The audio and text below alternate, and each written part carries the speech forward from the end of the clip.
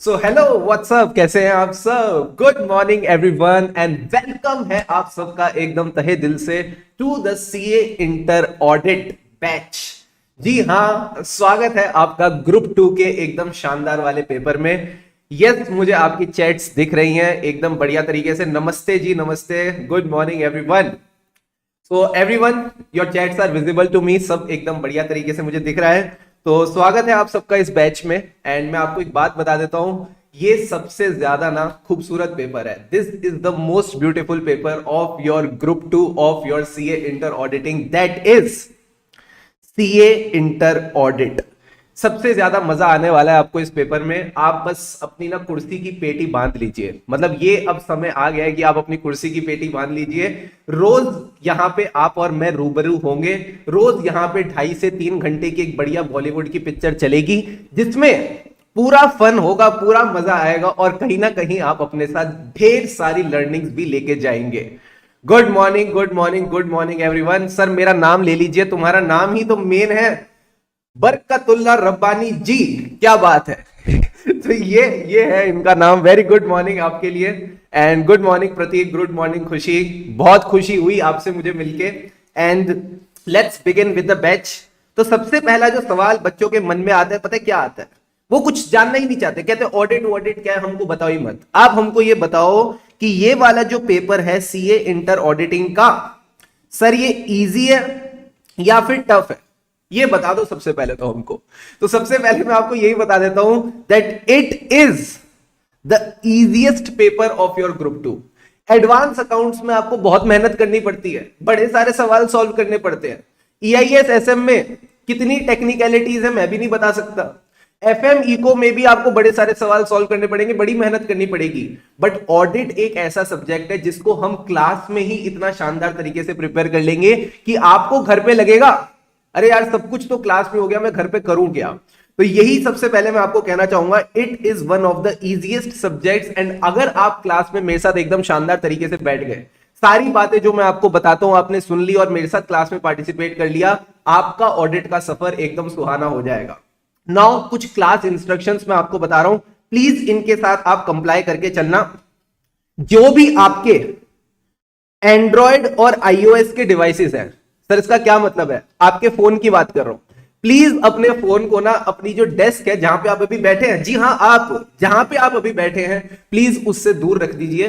Because यही है जो हम दोनों के बीच में आ सकता है, यही इकलौती एक चीज है जो हम दोनों के बीच में आ सकती है और हमारा रिश्ता खराब कर सकती है। तो प्लीज अपने मोबाइल फोन को अपने से दूर रखिए। किसी महान व्यक्ति ने कहा है, out of sight out of mind. तो अगर ये आपकी आंखों से दूर रहेगा तो कोई डिस्ट्रैक्शन आपकी तरफ नहीं आएगी। Plus when you are sitting you need to sit with a register and a pen। अपने साथ एक रजिस्टर और एक पेन जरूर रखें, ताकि जो भी चीजें मैं आपको बताऊं, जो भी मेमोरी टेक्निक्स हम डिस्कस करें, जो भी मैं आपको एग्जांपल्स दूं, वो आप नोट डाउन करके चलते जाए और क्लास में आप एक्टिव बने रहे। देखो सोना नहीं है, बिल्कुल भी सोचना भी मत सोने की। तुम अपने साथ एक पानी की वाटर बॉटल जरूर रख के रखना, ये वाटर बॉटल ही तुमको जगाए रखेगी। हम इतनी सारी चीजें डिस्कस करेंगे, इतनी सारी चीजें बोल बोल के याद करेंगे, ultimately water bottle will be your best friend. And the next thing which is the most important is sit with a child like attitude. आज जब हम ऑडिट पढ़ेंगे तो ये ऑडिट हम वैसे ही पढ़ेंगे जैसे आप स्कूल में आपकी टीचर आपको पढ़ाती थी। पहले सारी चीजें समझाती थी, फिर आप चीजें समझते थे, फिर आप उन चीजों को घर पे जाके प्रैक्टिस करते थे, रिवाइज करते थे, क्लास टेस्ट देते थे। वही सारी चीजें हम करेंगे। याद है बचपन में टीचर ने एक पोयम सिखाई थी, जॉनी जॉनी यस पापा, सिखाई थी नहीं सिखाई थी? तो उस टाइम पे आप क्या करते थे, Johnny Johnny yes papa, eating sugar no papa. अब ये सब क्या था, इससे आपको ना पूरी पोयम याद हो गई। इस तरीके से हम अगर पूरा ऑडिट याद कर ले तो बताओ क्या चीज है।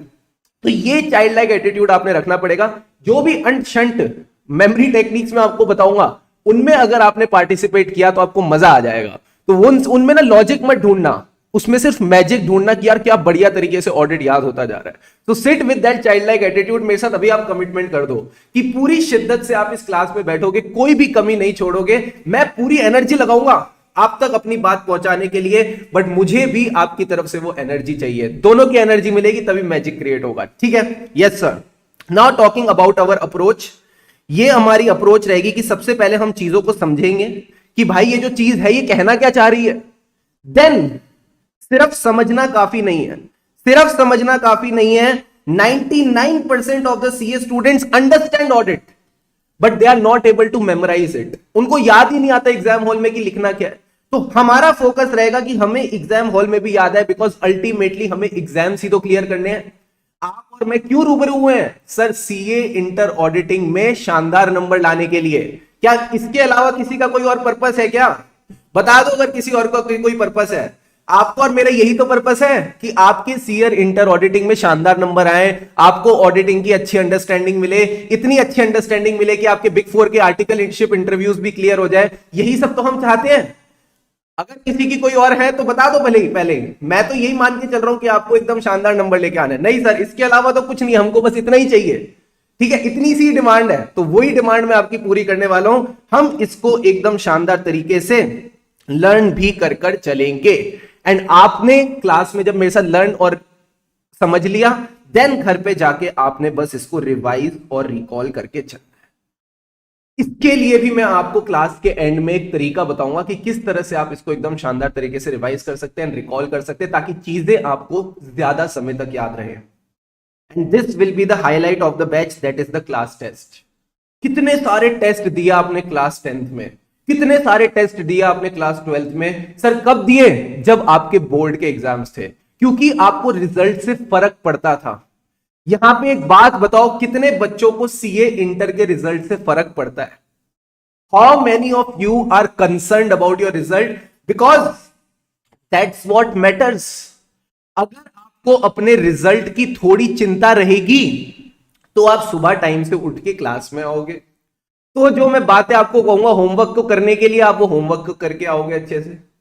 ठीक है, जो क्लास टेस्ट होंगे उनको आप टाइम पे दोगे, तो उससे फर्क पड़ता है। मुझे बताओ, आप में से किसको रिजल्ट से फर्क पड़ता है? यस सर, मुझे पड़ता है। Me very very good. पढ़ना भी चाहिए, आप ही का रिजल्ट है। ठीक है, पढ़ना चाहिए। तो ये बहुत इंपॉर्टेंट है कि आपको अपने रिजल्ट से फर्क पड़े। एंड अल्टीमेटली अगर आपने ये मेरी बात मान ली, आपने समय से शिद्दत के साथ क्लास टेस्ट दे दिए, आप मेरे से अभी लिखवा लो, आपके ऑडिटिंग में एकदम शानदार नंबर आने वाले। ठीक है, तो make sure you are giving the test on time. जैसे जैसे टेस्ट शेड्यूल होंगे आपको पता चलता जाएगा, no need to worry about it. अब आता है सर नेक्स्ट पॉइंट। एक बात बताओ, डाउट सपोर्ट कैसे रहेगा? हमारे मन में जो भी डाउट्स आते हैं, शिकवा आते हैं, मतलब ठीक है लाइव बैच में तो लाइव के डाउट्स तो हम ले लेंगे, बट घर पे मानो आप क्वेश्चन बैंक कर रहे हो, एमसीक्यूज कर रहे हो, उस वक्त अगर आपको कोई डाउट आता है तो जो लाइव के बच्चे हैं वो हम सब एक व्हाट्सएप ग्रुप के साथ जुड़े हुए हैं, राइट सर? उसी व्हाट्सएप ग्रुप में आप अपने डाउट्स लिखिए, मैं नहीं तो कोई और बच्चा, हम सब मिलकर आपके डाउट सॉल्व करते रहेंगे। ठीक है sir? Not talking about the recorded people. जितने भी रिकॉर्डेड पीपल हैं, चाहे वो अपना लेक्चर मोबाइल में देख रहे हैं, लैपटॉप में देख रहे हैं, फर्क नहीं पड़ता। आप अपनी ईमेल चेक करो, वहां पे आपके पास एक लिंक आया होगा। उस लिंक में आपने अपनी बस ऑर्डर की डिटेल्स डालनी है, वहां पे आपके पास लेक्चर्स का भी लिंक आ जाएगा, और नीचे, जी हां, थोड़ा सा बस नीचे आपने स्क्रॉल डाउन करके आना है, वहां आपके पास टेलीग्राम ग्रुप का भी लिंक होगा। उस टेलीग्राम ग्रुप को आप ज्वाइन कीजिए, वहां आप और मैं रूबरू होंगे। जो भी कोई डाउट रहता है, कुछ भी रहता है, आप वहां पे हमसे पूछ सकते हैं, and I will try my best to resolve all your doubts daily within a span of 24 hours. तो उसमें भी आपको घबराने वाली बात नहीं है। ठीक है, now talking about the paper pattern, जिसके बारे में आई थिंक आप सब जानना चाहेंगे। सो पेपर के बारे में अगर मैं बताऊं, so the paper is of 100 marks. जी हां, पूरे के पूरे 100 नंबर एलोकेटेड है ऑडिट के सब्जेक्ट को। और इस 100 नंबर में अगर मैं आपको बताऊं पैटर्न के बारे में, 70 marks are for your descriptive and 30 marks for your MCQs. अब आप बताओ, डिस्क्रिप्टिव और एमसीक्यू के लिए हमको तैयारी क्या करनी है? सेम तैयारी करनी है, डिट्टो डिट्टो तैयारी करनी है। यानी जो क्लास में हम क्वेश्चंस करेंगे डिस्क्रिप्टिव के फॉर्म में, उसमें से एमसीक्यू भी आ सकता है। जो हम एमसीक्यूज करेंगे उसमें से डिस्क्रिप्टिव बन के आ सकता है। तो जो हम क्लास में प्रिपरेशन करेंगे, यानी आपके पास ना ये नोट्स आएंगे, एकदम शानदार वाले प्यारे प्यारे नोट्स आएंगे। ये नोट्स के साथ आपको एक क्वेश्चन बैंक मिलेगी, जिसमें आपके पास डिस्क्रिप्टिव क्वेश्चंस होंगे और एमसीक्यूज होंगे। इन सब तीन चीजों को अगर हमने कर लिया, नोट्स, डिस्क्रिप्टिव क्वेश्चंस और एमसीक्यूज, कोशिश करेंगे ये तीनों चीजें हम क्लास में ही खत्म करके चले। अगर आपकी ये तीनों चीजें हो जाती है तो आपकी इन दोनों एरियाज में नैया पार लग जाएगी। बिकॉज हमने स्टडी मटेरियल के जितने क्वेश्चंस थे, आरटीपीस एमटीपीस, यही बोलते होंगे ना आपके पुराने टीचर्स भी, जिनसे आप अभी ग्रुप 1 पढ़ के आए हो कि भाई साहब आरटीपी करना बड़ा जरूरी है, पास्ट एग्जामिनेशन क्वेश्चन करना बड़ा जरूरी है, एमटीपी करना बड़ा जरूरी है। तो ये सारे क्वेश्चन मैंने इकट्ठे कर लिए। इवन आईसीआई के जितने भी एमसीक्यूज थे, एमटीपी, आरटीपी और ये जो केस स्टडी सिनेरियो वाली बुकलेट है, सबको इकट्ठा करके I have brought them in sync. मैंने इनको चैप्टर वाइज आपके लिए डिवाइड कर दिया है, ताकि जब भी हम यहां पे कोई चैप्टर खत्म करें आप इसको आराम से घर बैठे बढ़िया तरीके से रिवाइज कर सको। ठीक है, so this is how the paper pattern will look like. 70 marks का डिस्क्रिप्टिव रहेगा, 30 मार्क्स के एमसीक्यू, और इसमें कुछ भी मजेदार एक्स्ट्रा बात नहीं है।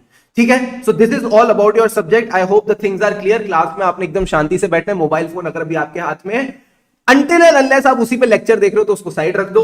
Plus sit with register and a pen, sit with water bottle, और सारे बच्चे अब मेरे साथ पानी का एक एक घूंट लगाएंगे and then we will start with the subject. जल्दी से बताइए सारे बच्चे, क्या आप सब एक्साइटेड हैं ऑडिट पढ़ने के लिए? Please let me know in the chat box. और फटाफट मुझे ना अपनी लोकेशंस भी बताओ, कहां से आए हो आप सब, जल्दी से बताओ।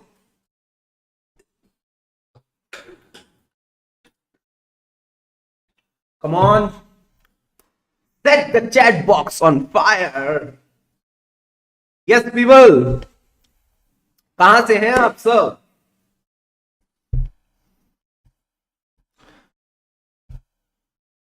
अरे बाप रे, अरे बाप रे, अरे अरे अरे अरे, Indore, Kerala, Asansol, Gujarat, Mumbai, super excited sir. और बताओ, और बताओ, और बताओ। सुल्तानपुर, अरे सुल्तान, क्या बात है। अमरावती, गाजियाबाद, अरे यार गाजियाबाद तो तुम तो पास में ही रहते हो, तुम तो यहीं आ जाया करो। दिल्ली, बहुत बढ़िया सर। नजफगढ़, नजफगढ़ से तो हमारे वो भी है ना, वीरेंद्र सहवाग सर। गुजरात, दिल्ली, दिल्ली, क्या बात है। दिल वालों की दिल्ली से भी कई सारे बच्चे आए हैं सर, आपके घर के पास ही रहते हैं, क्या बात कर रहे हो। जयपुर, नागपुर, दिल्ली, हरियाणा, बहुत बढ़िया, बहुत बढ़िया, बहुत बढ़िया, बहुत बढ़िया। जय हिंद, जय हिंद, जय भारत, ग्रेट। चलो, yes sir, excited from Rajasthan, क्या बात है। फरीदाबाद, सहारनपुर, बहुत बढ़िया यार, बहुत बढ़िया, बहुत बढ़िया, बहुत बढ़िया। आई थिंक हमने यहाँ पे मिनी इंडिया बना लिया। मिनी इंडिया ऑडिट बैच नहीं है ये, मिनी इंडिया बैच है। जयपुर, क्या बात है। UP, Pune, Hyderabad, awesome. So दोस्तों, यस सर, अब हम स्टार्ट करने वाले अपना सीए इंटर का audit batch and Kolkata, Bangalore, बहुत बढ़िया यार। आ जाओ, आ जाओ, आ जाओ, अब सारे इधर आ जाओ। Let's start with the batch, let's discuss about it. तो सर सबसे पहले अगर मैं बात करूं, आपके सब्जेक्ट का नाम क्या सर? इस सब्जेक्ट का नाम है auditing and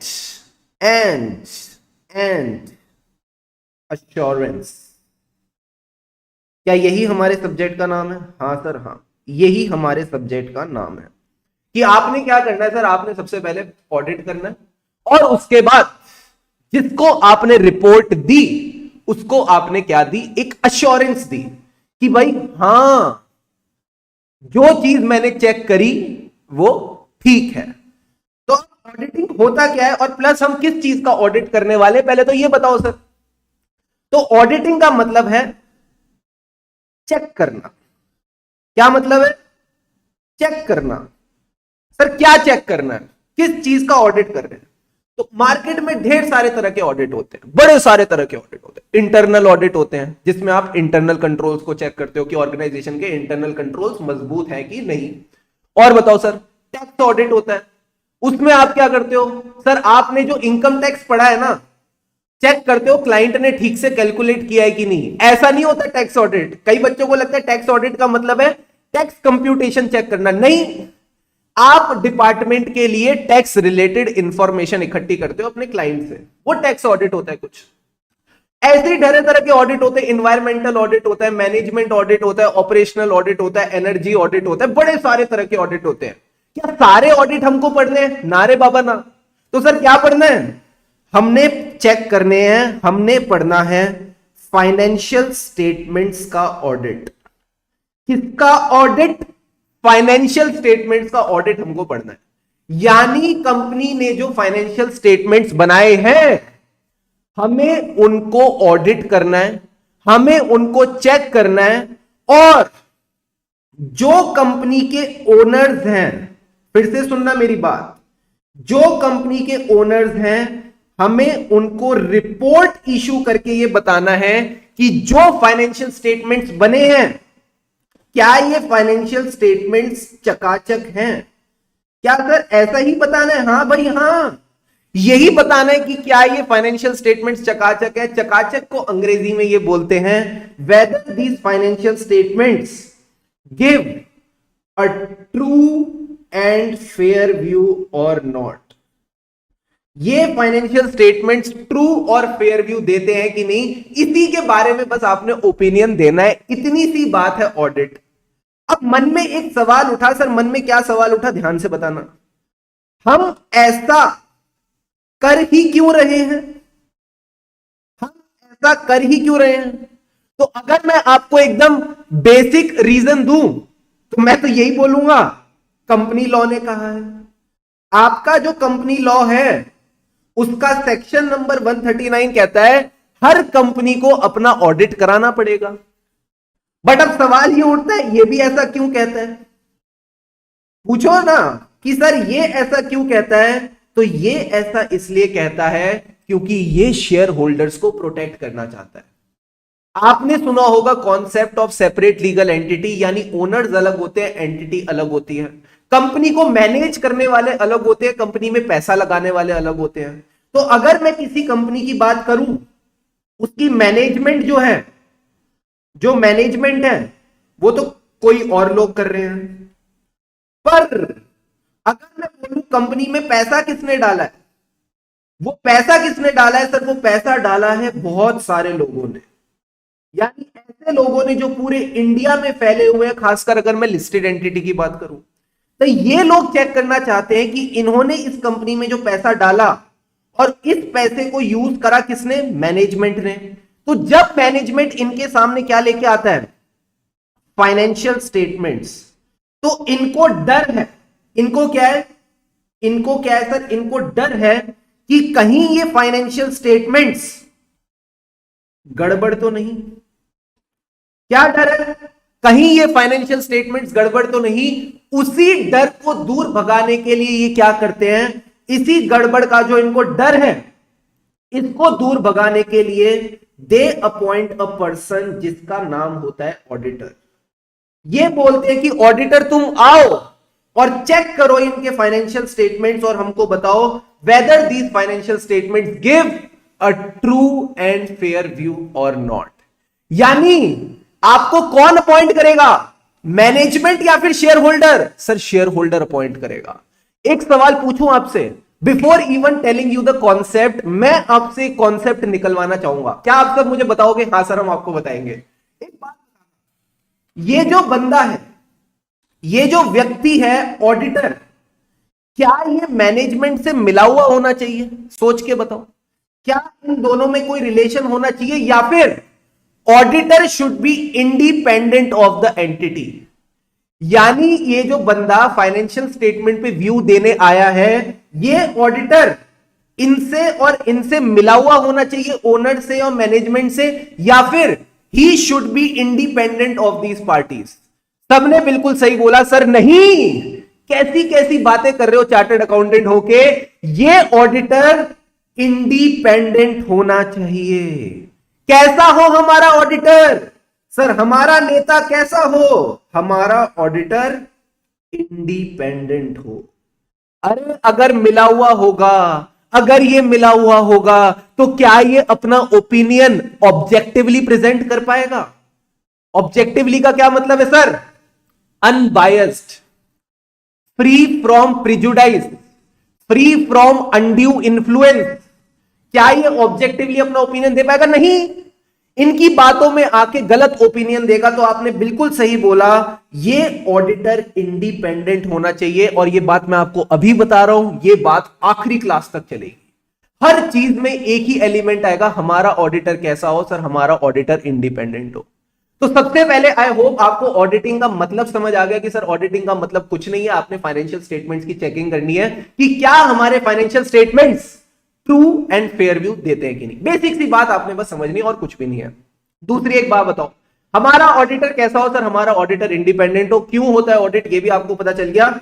in share holders को डर है, इन शेयर होल्डर्स को डर है कि मैनेजमेंट ने जो फाइनेंशियल स्टेटमेंट्स बनाए हैं उनमें गड़बड़ है, तो इसी डर को दूर भगाने के लिए इन्होंने ऑडिटर को अपॉइंट किया। ठीक है, अब आती है सर मजे की बात। आपके सीए इंटर में आप जितने भी सब्जेक्ट्स पढ़ रहे हो, सर कौन कौन से सब्जेक्ट्स पढ़े? आपने अकाउंटिंग पढ़ा, आपने इसके बाद लॉ पढ़ा, फिर आपने टैक्सेशन पढ़ा, फिर आपने एडवांस अकाउंट्स पढ़ा। ठीक है, आप तो पढ़ते ही जा रहे हो, मतलब खत्म ही नहीं हो रही पढ़ाई। ठीक है, EIS SM पढ़ा, फिर उसके बाद आप FME को देखोगे। इन सारे सब्जेक्ट्स में ये जो इतने सारे आपने सब्जेक्ट्स करे, इन ये सारे एक तरफ और ऑडिटिंग एक तरफ। क्या कोई बच्चा बताना चाहेगा ऐसा क्यों? क्या कोई बच्चा बताना चाहेगा ऐसा क्यों? सर जी ये लिखना भी है, ये सारे नोट्स ना मैं आपके साथ शेयर करूंगा, अभी आप बस मेरी बात सुनते जाओ। जो बात लिखवानी होगी वो मैं आपको लिखवा दूंगा, अभी आप बस मेरी बात सुनते जाओ और समझते जाओ। बच्चा कह रहा है सर कॉस्टिंग को मत भूलो, वो तो हमारा स्कोरिंग सब्जेक्ट है। ओ माय गॉड, चलो कॉस्टिंग को भी लिख दिया। ठीक है, अब एक बात बताओ, ये सारे के सारे सब्जेक्ट एक तरफ और ऑडिटिंग एक तरफ क्यों? पहला रीजन, इन सब सब्जेक्ट्स में जो आप सीखोगे, इन सब सब्जेक्ट्स में जो आप सीखोगे, ये आपको यहां पे काम आएगा, ये आपको यहां पे काम आएगा। यानी you will apply this in auditing, आप इसमें अप्लाई करके चलोगे। दूसरी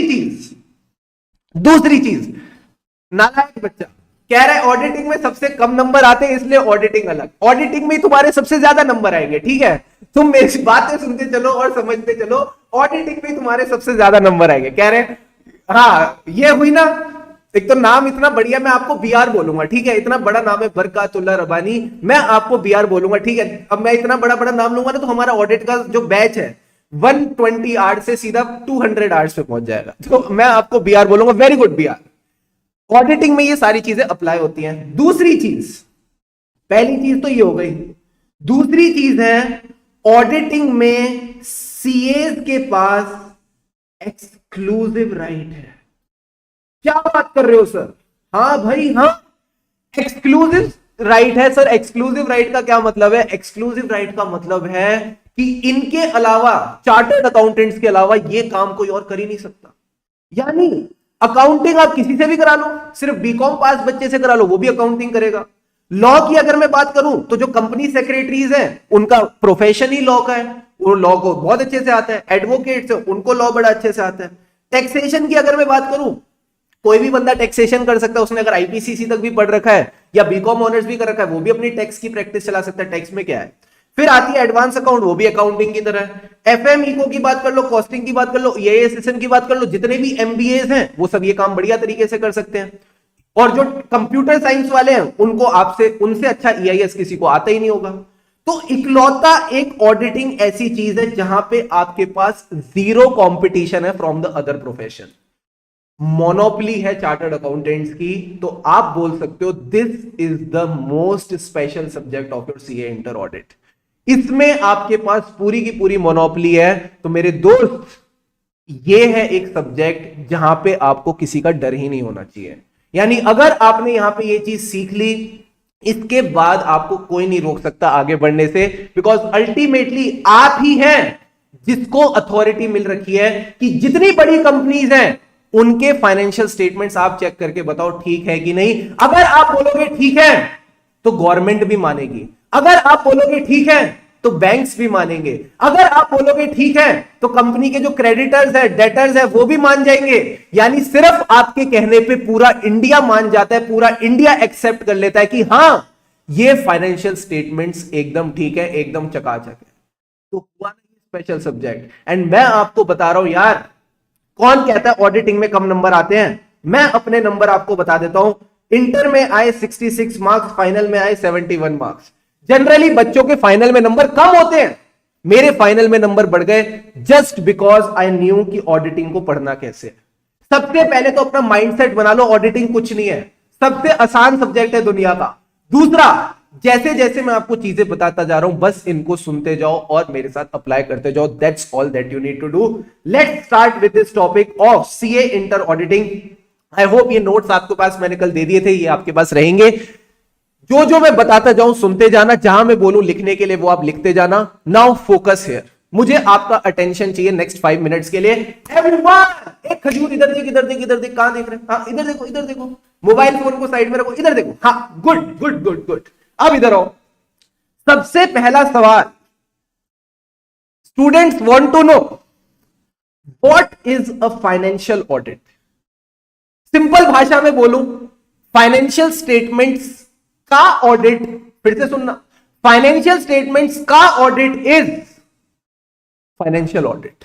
यानी इसको इन्होंने किस तरह से लिखा, ध्यान से समझेंगे। Audit is an independent examination. क्या ये बात मैंने बताई या आप सबने मेरे को बताई? सर आपने मेरे को बताई। किसका independent examination? Of the financial statement. Financial statement की जगह इन्होंने लिखा ऑफ द फाइनेंशियल इंफॉर्मेशन। अरे सर किसकी फाइनेंशियल इंफॉर्मेशन? पूछो ना, बोलो इसकी, किसकी, कौन, विसकी? सर किसकी फाइनेंशियल इंफॉर्मेशन? मैंने कहा financial information of any entity. Sir any entity का क्या मतलब है? कोई सी भी एंटिटी, भले ही वो प्रॉफिट ओरिएंटेड हो या ना हो। यानी अगर मैं बात करूं रिलायंस की, सर रिलायंस क्या चाहता है? ढेर सारा प्रॉफिट कमाना। और अगर मैं बात करूं किसी एनजीओ की, तो एनजीओ क्या करना चाहता है? ढेर सारे लोगों का भला करना। तो अल्टीमेटली तुम्हारे ऑब्जेक्टिव अलग हो सकते हैं, बट क्योंकि तुम एक एंटिटी हो, तुम्हारा ऑडिट यही करेगा। Plus irrespective of the size और लीगल फॉर्म, यानी फर्क नहीं पड़ता आपका साइज क्या है, आप छोटी कंपनी हो, आप बड़ी कंपनी हो, आपके लीगल फॉर्म से फर्क नहीं पड़ता। आप हो सकता है एक पार्टनरशिप फर्म हो, एक सोल प्रोप्राइटर हो, आप एक एलएलपी हो, आप एक कंपनी हो, कोई भी लीगल फॉर्म हो सकता है। सारी एंटिटीज के ऑडिट को यहां पे हमने कवर किया है। एंड लास्ट पॉइंट इज, हम इस एग्जामिनेशन को कर क्यों रहे हैं? हम इस एग्जामिनेशन को कर क्यों रहे हैं? Sir this examination is conducted with a view to express an opinion there on. आप आखिरी में देके क्या जाओगे यार? आपने ऑडिट किया, किसका किया? बोलो ना, फाइनेंशियल इंफॉर्मेशन। यार देखो तुम बोलोगे नहीं ना तो इकट्ठी इकट्ठी हो जाएगी, फिर मैं आपको इकट्ठी कर दूंगा, फिर हमारी दोस्ती खत्म। आप जल्दी से बताओ क्या है audit? Sir it is an examination. नहीं, क्या बोल रहे हो? कैसी बातें कर दी? Independent examination. बोलो audit is an independent examination. अरे किसकी examination? Of the financial information. किसकी financial information? Of an entity. अब एंटिटी के बारे में थोड़ा सा बताओ मुझे, कैसी एंटिटी? बोलो ऑल एंटिटी, भले ही प्रॉफिट ओरिएंटेड हो या ना हो, इररिस्पेक्टिव, फर्क नहीं पड़ता, of the size and legal form, भले ही छोटी एंटिटी हो या बड़ी एंटिटी हो, भले ही फर्म हो, भले ही कंपनी हो, कोई सी भी एंटिटी हो, हम ऑडिट करेंगे। अरे क्यों करोगे? ताकि हम अपना ओपिनियन दे सके। ताकि हम अपना ओपिनियन दे सके। When such examination is conducted with a view to express an opinion there on. सारे बच्चे अभी मेरे साथ ये डेफिनेशन को याद करेंगे। सर सबसे पहले आप बोलो व्हाट इज फाइनेंशियल ऑडिट। तो आपके दिमाग में सबसे पहले आना चाहिए, क्या करते हो आप? चेक करते हो। चेक मतलब एग्जामिनेशन। किसकी एग्जामिनेशन? पहली बात तो जब एग्जामिनेशन बोलो इंडिपेंडेंट एडजेक्टिव लगा देना। इंडिपेंडेंट एग्जामिनेशन ऑफ, बोलो मेरे साथ, फाइनेंशियल इंफॉर्मेशन। किसकी financial information? Of the entity. फिर एंटिटी के बारे में थोड़ा सा बताओ ना, प्रॉफिट ओरिएंटेड और not, irrespective of the size and the legal form. हमको फर्क नहीं पड़ता ये छोटी एंटिटी है या बड़ी एंटिटी है, ये कंपनी है, ये फर्म है, ये एलएलपी है, नहीं फर्क पड़ता। क्यों कर रहे हैं ऑडिट? लास्ट में बस ये बता दो, with a view to express an opinion thereon, यानी when this examination is conducted with a view to express an opinion thereon। आखिरी में तो आपने अपना ओपिनियन ही देके चलना है। जल्दी से बताओ क्या ये डेफिनेशन सबको क्लियर है? फिर से एक बार मेरे साथ बोलते हैं, ऑडिट क्या है? Independent examination.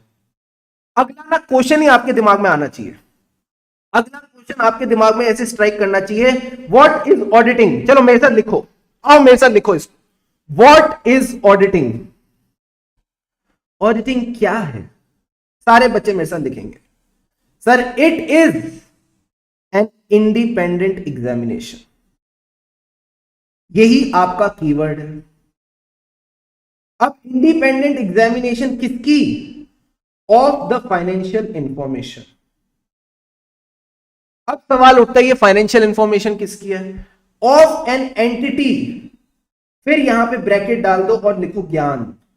सर ज्ञान का क्या मतलब है? फर्क नहीं पड़ता ये प्रॉफिट ओरिएंटेड है या नहीं, ये छोटी है या बड़ी है, irrespective of the size and legal form. And हम कर क्यों रहे हैं? Why are we doing the audit? To express an opinion there on. आप अपना ओपिनियन देना चाहते हैं कि ये जो फाइनेंशियल इंफॉर्मेशन है, ये जो फाइनेंशियल स्टेटमेंट्स हैं, ये ट्रू एंड फेयर व्यू देते हैं या नहीं। फटाफट एक बार इसको नोट डाउन करो और मुझे चैट बॉक्स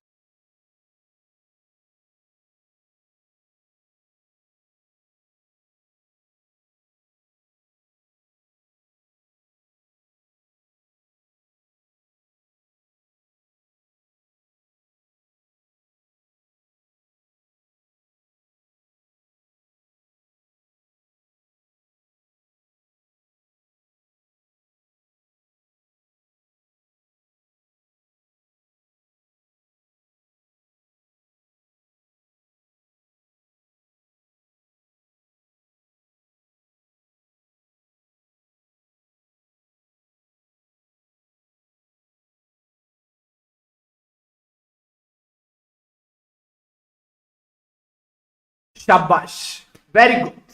ठीक है, ऑडिटिंग की बेसिक समझ आए? हाँ सर बेसिक समझ आए। अब सवाल उठता है, अब हम एक पार्ट को पकड़ लेते हैं। सर क्या पार्ट है? Independent examination. सर इंडिपेंडेंस के बारे में ना और बताओ। तो भारत देश, हमारा जो भारत देश है 1947 में इंडिपेंडेंट हुआ। सर क्या कर रहे हो? इंडिया की इंडिपेंडेंस के बारे में नहीं, ऑडिटर की इंडिपेंडेंस के बारे में बताओ। तो आओ ऑडिटर की इंडिपेंडेंस के बारे में थोड़ा और जानते हैं। क्या है सर ऑडिटर की इंडिपेंडेंस? इसके बारे में हमको पता चलेगा यहां से। आओ आओ आओ आओ आओ आओ आओ।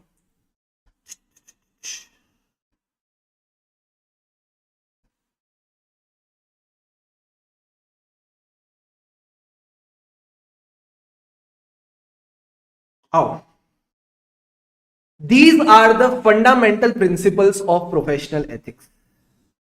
इनको आप ये भी कह सकते हो, these are the fundamental principles of independence. यानी कहीं ना कहीं अगर ये एलिमेंट्स प्रेजेंट हैं, if these elements are present, हम मानेंगे कि एक ऑडिटर इंडिपेंडेंट है। सर सबसे पहला एलिमेंट क्या है? आप ना, मैं अभी वही बोल रहा हूं, मेरे साथ बस चीजों को सुनते जाओ, समझते जाओ, याद करवाने की रिस्पॉन्सिबिलिटी मेरी है। आखिरी में हम सारी चीजें याद कर लेंगे। Now you just need to understand कि क्या बातें कर रहा है। ये बेसिकली वही बातें जो आप अपने पार्टनर में भी ढूंढते हो। सर सबसे पहली बात क्या है? इंटीग्रिटी। कैसा पार्टनर चाहिए सर आपको जिंदगी में? हमको सर ऐसा पार्टनर चाहिए जो एकदम सच्चा हो, बिल्कुल भी झूठ ना बोले, बिल्कुल भी अटपटी बातें ना करे, सच्चा अच्छा इंसान चाहिए। तो क्या ऑडिटर को भी एकदम सच्चा और अच्छा इंसान होना चाहिए? डेफिनेटली होना चाहिए। तो यही ये बात बोल रहा है, auditor should be straight forward. घुमा घुमा के जलेबी की तरह बातें बोलने में मजा कहां है? सीधा सीधा बोलो ना मन में क्या है, सीधा सीधा बोलो मन में क्या है। अगर आपको लगता है फाइनेंशियल स्टेटमेंट्स में गड़बड़ है तो लिखो, अपनी ऑडिट रिपोर्ट में लिख दो। घुमा घुमा के क्या बोल रहे हो? तो auditor should be straight forward, he should be honest. अगर गड़बड़ है तो बोलो गड़बड़ है, ये तो मत बोलो कि गड़बड़ नहीं है। अगर आप बोलोगे गड़बड़ नहीं है तो भाई साहब बैंड बच जाएगी ना शेयर होल्डर्स की, वो तो आप पे रिलाय करके चल रहे हैं। तो you should be straight forward and honest. सारे बच्चे मेरे साथ बोलो, हमारा ऑडिटर कैसा हो सर? इंडिपेंडेंट हो। इंडिपेंडेंट में भी सबसे पहले उसमें क्या होनी चाहिए? इंटीग्रिटी होनी चाहिए। एंड इंटीग्रिटी का मतलब है सच्चा इंसान, सच्चा यानी honest. He should be straight forward and honest in all the professional and business relationships. जो भी उसकी प्रोफेशनल रिलेशनशिप्स है, जो भी उसकी बिजनेस रिलेशनशिप्स है, उसमें मेरा भाई, मेरा ऑडिटर कैसा हो sir? Straight forward and honest हो। जलेबी की तरह बातों को ना घुमाए, जो कहना चाहता है कह दे, दिल की बात सामने रख दे। इट इंप्लाइज, इसका भी क्या मतलब है इसको इन्होंने और समझाया। कहता है ऑनेस्टी का मतलब है ये फेयर डीलिंग करे। फेयर डीलिंग का मतलब है दिल ये धोखाधड़ी कर देगा, सोचा ना था। तो ये कहता है ये ऑडिटर धोखाधड़ी ना करे। He should be implied in fair dealing, बिल्कुल भी धोखाधड़ी नहीं करनी। और ऑनेस्टी का मतलब है ट्रुथफुलनेस का साथ दे। यानी सर कितना यानी है, मैं क्या करूं यार, ये यानी ही तो गेम है। यानी यानी करके याद रखेंगे ना, यानी यानी करके याद रखेंगे, कोई दिक्कत की बात नहीं है। यानी he should not be associated with any report, returns, communications और other information which he believe, वो जानता है कि उसमें क्या है सर, उसमें मटीरियली फॉल्स स्टेटमेंट है, गलत बात लिखी है, या फिर मिसलीडिंग स्टेटमेंट है। सर मिसलीडिंग का क्या मतलब है, सामने वाले को गुमराह करना। गुमराह करने का क्या मतलब है, आपने सीधा सीधा नहीं बोला कि फाइनेंशियल स्टेटमेंट में गड़बड़ है, आपने बोला कि यार फाइनेंशियल स्टेटमेंट ठीक तो लग रहे हैं पर इतने ठीक नहीं लग रहे। इतने ठीक का क्या मतलब है, सीधा बोलो गड़बड़ है। ये कौन सा तरीका हुआ, इतने ठीक नहीं है उतने ठीक नहीं है। तो आप मिसलीडिंग स्टेटमेंट्स भी मत दो, या फिर ऐसे स्टेटमेंट्स मत दो जो आपको लग रहा है आपने रेकलेसली दिए हैं। सर रेकलेसली का क्या मतलब है, विदाउट ड्यू प्रोसीजर्स, यानी जो आपने ऑडिट प्रोसीजर्स करने थे वो प्रोसीजर्स करे बिना आपने अपना ऑडिट कर दिया और अपना ओपिनियन देके आ गए, तो ये चीज भी आपने नहीं करनी। And last point is omitting any required information where such omission could be misleading. तो बचपन में अंग्रेजी वाली जो टीचर होती थी सर, वो हमको क्या पढ़ाती थी, एरर्स एंड ओमिशंस। याद है बचपन में आप इसका एक टेस्ट करते थे एरर्स एंड ओमिशंस का, 5 लाइनें दे रखी होती थी, उसमें आपने बताने थे 5 एरर क्या है, 5 ओमिशंस बताने होते थे। तो बेसिकली आप जो भी रिपोर्ट देंगे आप उसमें एरर्स और ओमिशन नहीं देंगे। यानी अंग्रेजी वाली टीचर जो आपको 6th और 7th में चीज सिखा रही थी वो अब आपको सीए में अप्लाई करनी है। जब भी आप एज अ ऑडिटर कोई रिपोर्ट दो उसमें कोई गलती मत करो। सर गलती का क्या मतलब है, कोई भी मिसलीडिंग स्टेटमेंट नहीं देना, कोई भी एरर नहीं करना, यानी मटीरियली फॉल्स स्टेटमेंट नहीं देना, कोई ओमिशन नहीं करना, ये सारी बातें आपने नहीं करनी। अगर आपने ये सारी बातें नहीं करी हम मान लेंगे आपके अंदर क्या है, इंटीग्रिटी है। तो इंटीग्रिटी का क्या मतलब है सर, इंटीग्रिटी का मतलब सिंपल है। अगर मैं आपसे पूछूं इंटीग्रिटी का क्या मतलब है, सर इंटीग्रिटी का मतलब है सच्चा अच्छा इंसान। सच्चा अच्छा इंसान यानी स्ट्रेट फॉरवर्ड, जलेबी की तरह बातों को नहीं घुमाता, plus honest, straightforward and honest होना चाहिए। सर इसका क्या मतलब है, ट्रुथफुलनेस होनी चाहिए उस बंदे में। क्या होनी चाहिए, ट्रुथफुलनेस होनी चाहिए। He will not associate with any statement, report और रिटर्न। बेसिकली जो भी एक बंदा एक सीए इशू करता है वो नहीं एसोसिएट करेगा ऐसी स्टेटमेंट से जो फॉल्स है, या फिर उसमें कोई ऐसी चीज है जो मिसलीडिंग है, गलत तो नहीं है बट सामने वाले को गुमराह कर रही है, या फिर उसमें जो चीजें लिखी होनी चाहिए वो लिखी ही नहीं है। It is omitting the required details and उस ओमिशन की वजह से वो मिसलीडिंग हो जाता है, उस ओमिशन की वजह से वो मिसलीडिंग हो जाता है। So this is the meaning of.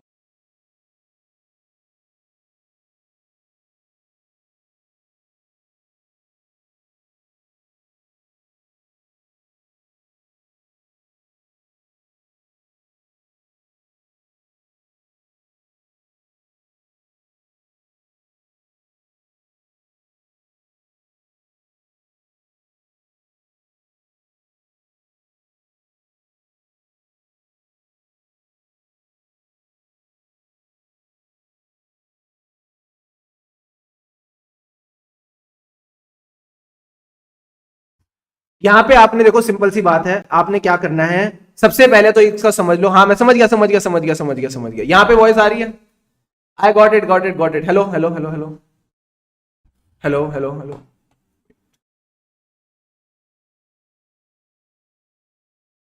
Wait wait wait, yeah sorry sorry sorry for the voice issue. तो दोस्तों क्या करना था, हमको कुछ नहीं करना था, स्ट्रेट फॉरवर्ड और ऑनेस्ट होना चाहिए हमारा बंदा। इसका क्या मतलब है, फेयर डीलिंग करेगा, ट्रूथफुलनेस मेंटेन करेगा। यानी यानी यानी ये तीन चीजों उसकी रिपोर्ट में नहीं होनी चाहिए। कोई गलत बात नहीं होनी चाहिए, कोई मिसलीडिंग बात नहीं होनी चाहिए, या और कोई बात छुपाई नहीं होनी चाहिए। ओमिटिंग करना भी मिसलीडिंग हो सकता है। तो ये आप जल्दी से ना इसका एक समरी ड्रॉ कर लो ताकि आपको ये बात और अच्छे से क्लियर हो जाए। 1 मिनट लो, फटाफट ड्रॉ करो और मुझे कंफर्म करो, फिर हम आगे बढ़ते हैं। जल्दी जल्दी करेंगे सब बच्चे एकदम शानदार तरीके से, बोल बोल के करना ताकि तुम्हारी एनर्जी बनी रहे।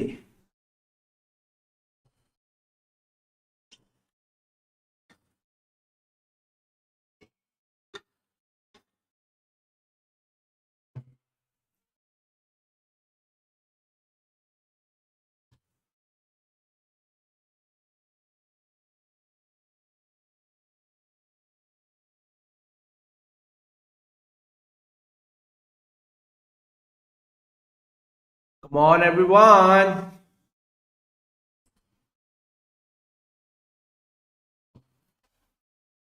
यहां पे ना लिख लो, तुमको हमेशा याद रहेगा, सच्चा अच्छा। डन बॉस, डन धनाधन धन, बढ़े आगे। Yes sir. इंटीग्रिटी आई समझ, इंटीग्रिटी आई समझ में। इंटीग्रिटी का मतलब है सच्चा अच्छा इंसान, स्ट्रेट फॉरवर्ड। स से सच्चा, स से स्ट्रेट फॉरवर्ड। सच्चे का इंग्लिश में क्या मतलब होता है, honest, straightforward and honest. Truthfulness आ गई, ठीक है सर, फेयर डीलिंग करेंगे एंड कोई भी रिपोर्ट में गड़बड़ नहीं छोड़ेंगे। अब आता है सर सवाल ऑब्जेक्टिविटी का, यानी आपका ओपिनियन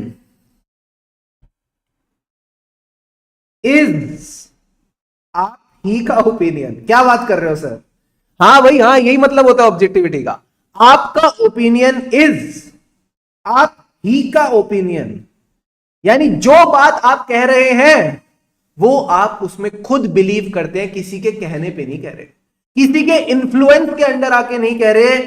ये कहता है principle of objectivity requires an auditor not to compromise professional judgement. Sir professional judgement का मतलब है जो भी आप डिसीजंस लेते हैं एज एन ऑडिटर, जो भी आप डिसीजंस लेते हैं एज एन ऑडिटर, वो आप ही के डिसीजंस होने चाहिए। इनको आप कॉम्प्रोमाइज नहीं करेंगे because of biasness, because of conflict of interest और because of undue influence of others.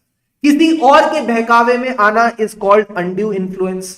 Conflict of interest का मतलब है, वही मैं आपको कहने की कोशिश कर रहा था कि अगर कंपनी के खुद का मैं ही शेयर होल्डर हुआ, जिस कंपनी का ऑडिट मैं कर रहा हूं, अगर मैं उसी का शेयर होल्डर हुआ तो मैं कंपनी के प्रॉफिट्स ज्यादा दिखाना चाहूंगा, कम दिखाना चाहूंगा? सर ज्यादा दिखाना चाहोगे, तो मेरा कंपनी के साथ कॉन्फ्लिक्ट ऑफ इंटरेस्ट नहीं होना चाहिए। एंड इसी वजह से अगर आपने लॉ पढ़ी है तो बोला जाता है कि ऑडिटर का कंपनी में 1 रुपए का भी शेयर नहीं होना चाहिए। क्या आपको यह बात याद है, आप लॉ में पढ़ के आए हो? जब आप लॉ में सेक्शन 141 सबसेक्शन 3 तीन तिगाड़ा काम बिगाड़ा डिस्क्वालिफिकेशन ऑफ ऑडिटर पढ़ रहे थे, तो आपके लॉ वाले टीचर ने पक्का आपको यह बात बताई होगी कि अगर शेयर होल्डर बन जाता है ऑडिटर, यानी ऑडिटर का कंपनी में 1 रुपए की भी शेयर होल्डिंग है, तो वो डिस्क्वालीफाई हो जाएगा। क्यों बोल रहे थे वो, काहे उनका मन किया ये सब बताने का? सर क्योंकि इससे कॉन्फ्लिक्ट ऑफ इंटरेस्ट आ जाता है, इससे कॉन्फ्लिक्ट ऑफ इंटरेस्ट आ जाता है, इसलिए उन्होंने आपको ये बात बोली।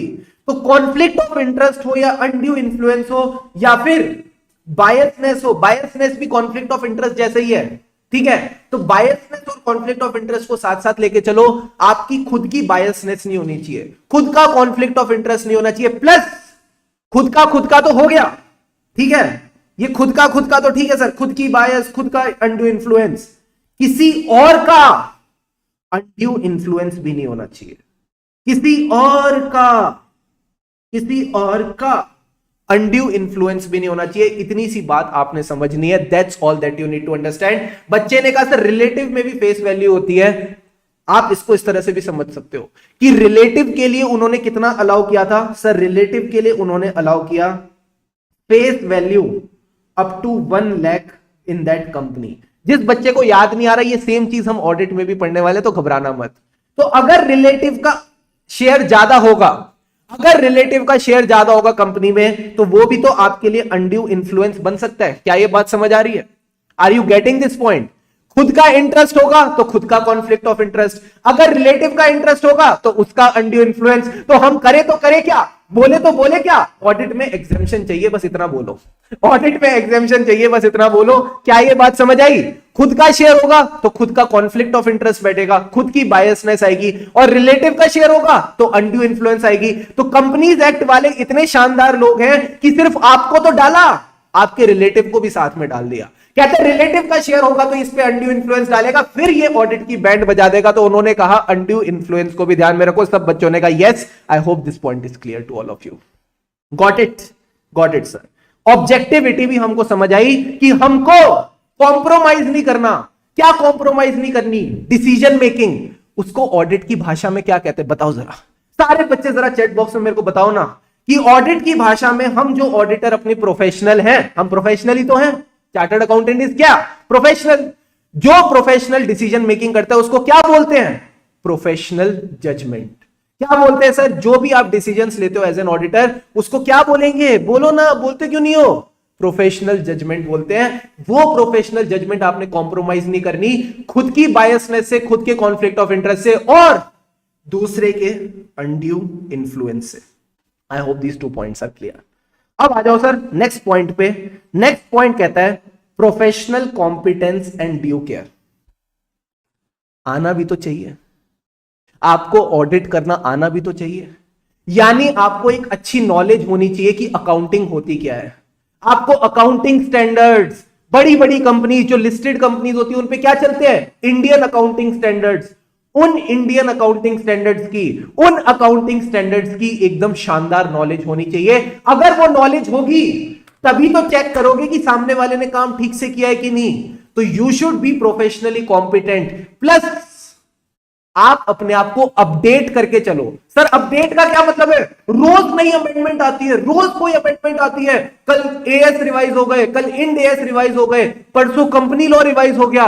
हम अमेंडमेंट से डरते क्यों हैं? हमें अपनी नॉलेज अपडेट करती रहनी चाहिए, ताकि जैसे हम अपनी नॉलेज अपडेट करें वैसे ही हम रेलिवेंट हो जाए विद द करंट लॉ। समझ रहे हो आप मेरी बात? तो as a professional accountant it is very important that you are professionally competent. And professionally competent का मतलब ये नहीं है कि आपने एक बार चार्टर्ड अकाउंटेंसी का एग्जाम क्लियर कर लिया, प्रोफेशनली कॉम्पिटेंट हो गए, नारे बाबा ना। उसके बाद भी जो भी अमेंडमेंट्स आएंगी लॉ में, अकाउंटिंग स्टैंडर्ड्स में, उनको भी आपने एकदम भरपूर तरीके से सीखते चलना है और आगे बढ़ते चलना है। ये बात भी आपने समझनी है। तो क्या प्रोफेशनल कॉम्पिटेंस का मतलब सिर्फ अटेन करना है या फिर मेंटेन भी करना है? पतले तो हो गए, अब डाइट पे ध्यान भी देना पड़ेगा। कितने बच्चों को ये बात हिट करी? जिम जाके आप पतले तो हो गए, बट अब मेंटेन भी तो करना पड़ेगा ना, वरना फिर 2 दिन तुम राजमा चावल खाओगे, 2 दिन तुम छोले भटूरे खाओगे, 2 दिन तुमने फ्राइड राइस और मंचूरियन के मजे ले लिए, तो फिर कैलोरीज भी तुम्हारे मजे ले लेंगी। तो तुमको सिर्फ अटेन नहीं करना, मेंटेन भी करके चलना है। तो ये बात याद रखना, attaining and maintaining professional knowledge and skill at the level which is required to render competent professional service and legislation, and also to act diligently in accordance with the technical and professional standards. Sir ये technical और professional standards का क्या मतलब है? जहां जहां standards की बात होती है वहां वहां टेक्निकल एंड प्रोफेशनल स्टैंडर्ड्स। यानी जो आपने अकाउंटिंग स्टैंडर्ड्स पढ़े, जो आप मेरे साथ स्टैंडर्ड्स ऑन ऑडिटिंग पढ़ोगे, इन सब के अकॉर्डिंग ही आपने काम करते चलना। तो आपने सिर्फ अटेन और मेंटेन नहीं करना, अटेन और मेंटेन तो किया, स्टैंडर्ड्स के हिसाब से ही अपना काम करना है। तो अगर आपसे कोई पूछे professional competence and due care का क्या मतलब है, आप उसको बस सिंपल सी बात बोलना, हमको अटेन और मेंटेन करके चलना है। क्या? अपनी नॉलेज एंड अपनी skill, plus we need to act diligently, सोच समझकर अपना काम करेंगे। कैसे? टेक्निकल और प्रोफेशनल स्टैंडर्ड्स के हिसाब से। I hope these 3 points are clear. जल्दी से बताओ हमने क्या क्या पढ़ा अभी तक, जल्दी से बताओ हमने क्या क्या पढ़ा अभी तक। सर अभी तक हमने ये पढ़ा कि ऑडिटर को कैसा होना चाहिए, ऑडिटर को इंडिपेंडेंट होना चाहिए। Come on come on come on everyone, come with me, yes boss, जल्दी आओ जल्दी आओ जल्दी आओ। ऑडिटर कैसा हो? इंडिपेंडेंट हो। सर इस इंडिपेंडेंट के चक्कर में आपने हमको दो तीन चीजें पढ़ा दी कि इंडिपेंडेंट वाले ऑडिटर में क्या खूबियां होती है। सबसे पहले आपने मुझे बताया इंटीग्रिटी। सर इंटीग्रिटी का क्या मतलब था? सच्चा और अच्छा इंसान, यानी स्ट्रेट फॉरवर्ड एंड ऑनेस्ट। इससे हमने निकाला था कि भाई वो एकदम ट्रुथफुल आदमी होना चाहिए, फेयर डीलिंग करे, मजा आ जाएगा। ट्रू एंड फेयर, अगर आप ट्रुथफुलनेस के साथ फेयर डीलिंग मिला दो तो क्या ट्रू एंड फेयर बन जाता है? हाँ सर ट्रू एंड फेयर बन जाता है। क्या बढ़िया कॉम्बो बना दिया आपने। और बताओ, और बताओ, ऐसी कोई रिपोर्ट के साथ इशू एसोसिएट नहीं करना जो फॉल्स इंफॉर्मेशन देती है, मिसलीडिंग इंफॉर्मेशन देती है।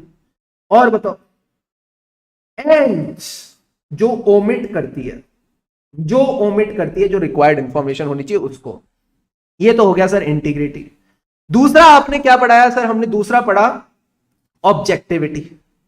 अयो, ये देखो ना, आई ओ अयो, ऑब्जेक्टिविटी। सर ऑब्जेक्टिविटी का मतलब है सिंपल भाषा में नॉट टू कॉम्प्रोमाइज। आप कॉम्प्रोमाइज नहीं करेंगे। क्या? पीजे।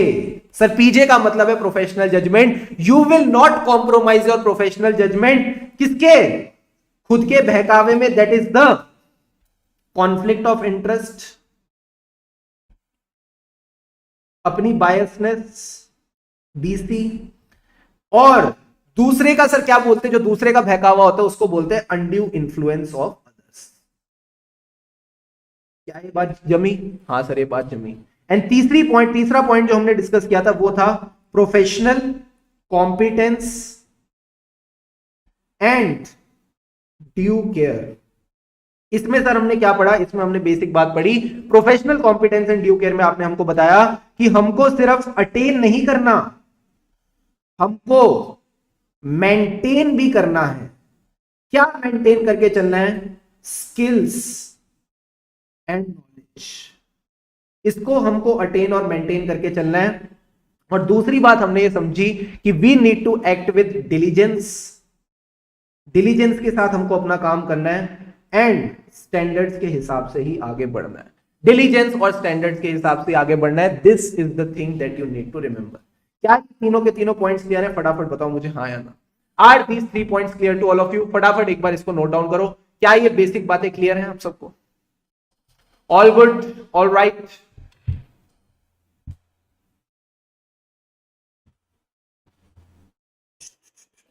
Yes people, all good. चलें आगे।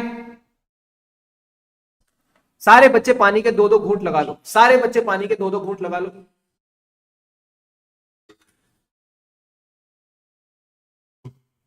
ऑल गुड है सर, बहुत बढ़िया, वेरी गुड। अब आता है सर फोर्थ पॉइंट। अब आता है फोर्थ पॉइंट। इतने प्यारे बच्चे मेरे को पता नहीं कैसे मिल गए, सारे बच्चे एकदम चकाचक। क्या बात है? अब एक बात बताओ, ठीक है? आपके दोस्त ने आपको एक सीक्रेट बताया, ठीक है? उसने बोला किसी को बताना मत। इसका क्या मतलब है? कि सबको बता दो। इसका क्या मतलब है? कि सबको बता दो। ऑफ कोर्स ही बात है, ये तो नॉर्मल बात है ना। This is the basic thing. जब भी आपको कोई बोले कि ये बात किसी को बताना मत, वो बात हमारे पेट में रहती कहां है? मन में यही चलता रहता है, यार किसी एक बंदे को बता दे तो मन हल्का हो जाएगा। फिर आप किसी एक को बताते हो, वो एक जाके किसी और एक को बताता है, फिर ये एक एक करके उसी दोस्त तक बात पहुंच जाती है। और फिर वो आपका गला पकड़ता है और बोलता है भाई एक बात बताना जरा, तुमको जो मैंने एक बात बताई थी, जो मैंने कहा था किसी और को बताना मत, वो तुमने किसी को बताई? तो तुम कहते हो हाँ एक ही बंदे को बताई थी। वो एक बंदा जा जाके सबको बता देता है और अल्टीमेटली किसकी बैंड बजती है? सर कॉन्फिडेंशियलिटी की बैंड बज जाती है। तो आपको एक बात समझनी पड़ेगी, जब आप ऑडिटर बनो तो कुछ बातें आपको पेट में रखना सीखना पड़ेगा। एग्जाम्पल के तौर पे बता दो, आपको पता है आप जिस कंपनी का ऑडिट कर रहे हो, यानी मान लो आप किसका ऑडिट कर रहे हो? आप रिलायंस का ऑडिट कर रहे हो, ठीक है? अंबानी जी, मोटा भाई जी की जो रिलायंस है, आप उसका ऑडिट कर रहे हो। इसका ऑडिट करते करते आपको पता चला कि इस कंपनी ने इस क्वार्टर में शानदार प्रॉफिट्स कमाए हैं, एकदम धुआंधार प्रॉफिट्स कमाए हैं। और आपको ये बात जैसी पता चली कि इस कंपनी ने ढेर सारे प्रॉफिट्स कमाए हैं, ये बात आपने अपने दोस्त को बता दी। ये बात आपने अपने दोस्त को बता दी। आपका दोस्त गया मार्केट में और मार्केट में जाके इसने पता क्या बोला, रिलायंस के जितने भी शेयर बन सकते हैं सब मेरे को दे दो। क्योंकि जब ये इंफॉर्मेशन बाहर आएगी, जब कंपनी अपने फाइनेंशियल रिजल्ट्स डिक्लेयर करेगी, तो इसका शेयर कहां जाएगा सर, ऊपर जाएगा। कहां जाएगा, ऊपर जाएगा। तो जैसे ही शेयर ऊपर जाएगा, इस बंदे ने शेयर सस्ते में खरीद रखा है, ये मार्केट में क्या करेगा सर, मार्केट में बेच देगा।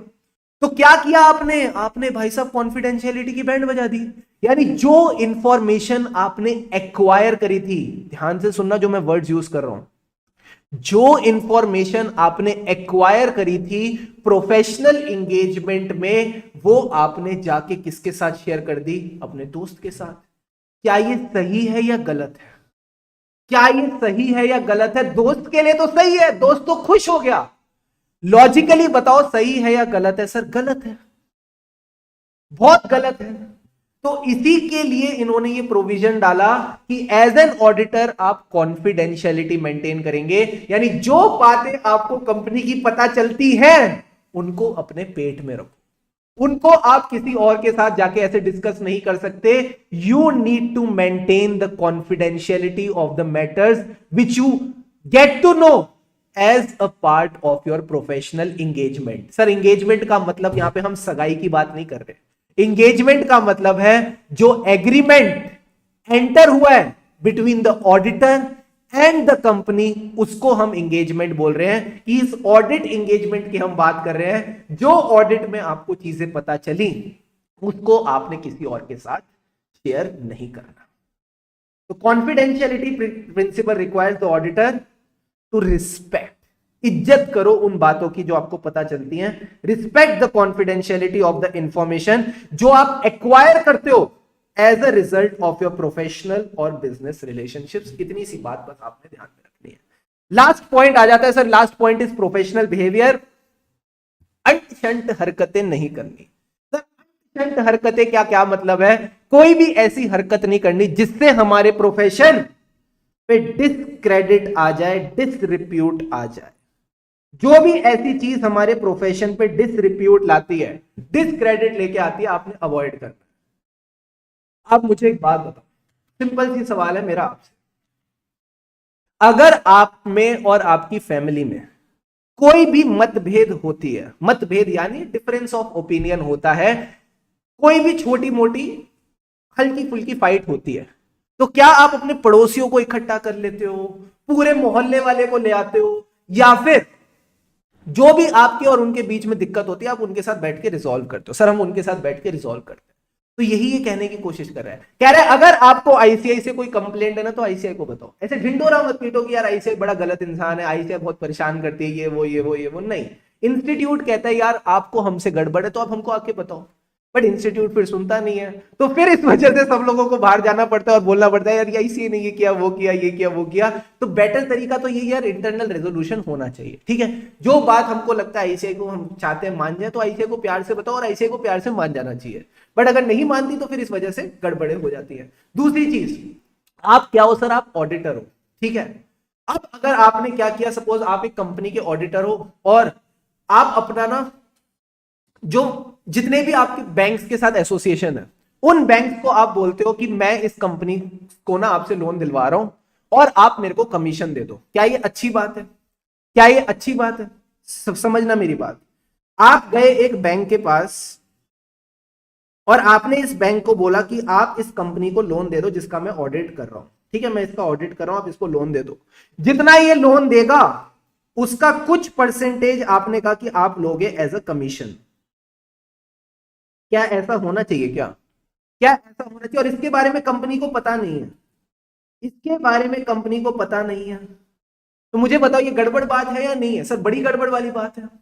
आप अपना अनड्यू इन्फ्लुएंस यूज कर रहे हो बैंक के ऊपर कमीशन लेने के लिए। तो वो कह रहे हैं कि इस तरह की गलत गलत हरकतें आपने नहीं करनी। कई सारे चार्टर्ड अकाउंटेंट्स क्या करते हैं सर? कई सारे चार्टर्ड अकाउंटेंट्स अपने आर्टिकल असिस्टेंट से पर्सनल काम कराते हैं। क्या बताऊं मैं, ये अपने आर्टिकल असिस्टेंट से पर्सनल काम कराते। बिग फोर की बात नहीं कर रहा, बिग फोर तो हाई फाई फर्म्स हैं, छोटी छोटी फर्म्स की बात कर, ये अपने पर्सनल काम कराते हैं। तो अब ये पर्सनल काम कराना इनको शोभा देता है क्या? नहीं सर, शोभा नहीं देता। तो क्या करें, इसको आप प्रोफेशनल डिसरिप्यूट बोलते हो, कहते हैं ऐसे गलत काम आपको नहीं करने। ठीक है, अब तो काफी चीजें सुधर गई हैं, काफी लोग सुधर गए हैं, पर मैं आपको बता रहा हूं इस तरह की चीजें ही डिसरिप्यूट लाते हैं। तो आईसीआई ने बोला कि भाई साहब अपना बिहेवियर प्रोफेशनल रखो, you need to be very professional in these things. कोई भी गलत काम ऐसा मत करना, कोई भी ऐसी गड़बड़ मत करना जिससे हमारे प्रोफेशन का डिसरिप्यूट आ जाए, डिस्क्रेडिट आ जाए, प्रोफेशन की बदनामी हो। So it requires the auditor to comply with the relevant laws and regulations and avoid any conduct which brings discredit to the profession. And last point इन्होंने यही बोला कि इंडिपेंडेंस के जो स्तंभ है, आप मुझे एक बात बताओ, just tell me one thing, हाँ कहां है तुम, यस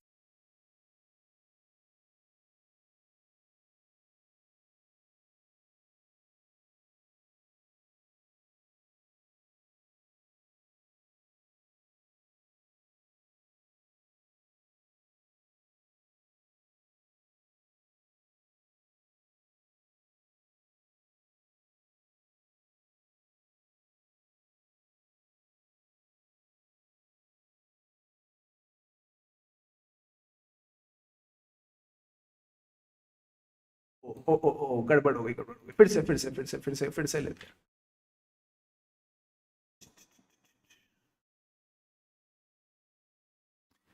अब आ गया, हाँ अब बताओ, मेरा आपसे सवाल वापस रिपीट कर रहा हूं, पहली क्लास है यार, प्लीज माफ करो ना। हाँ, तो आपने बस इतनी सी बात समझनी है, जो ऑडिटर की इंडिपेंडेंस है, ये जो सारी खूबियां है, ये सिर्फ ऑन पेपर होनी चाहिए, सिर्फ दिखनी चाहिए, या फिर जो ऑडिटर है वो माइंड से भी इंडिपेंडेंट होना चाहिए?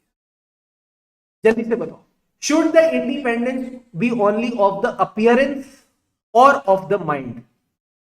जल्दी से बताओ, दोनों होने चाहिए या सिर्फ अपियरेंस में होनी चाहिए? बताओ, क्या कहना चाहेंगे आप, क्या कहना चाहेंगे आप?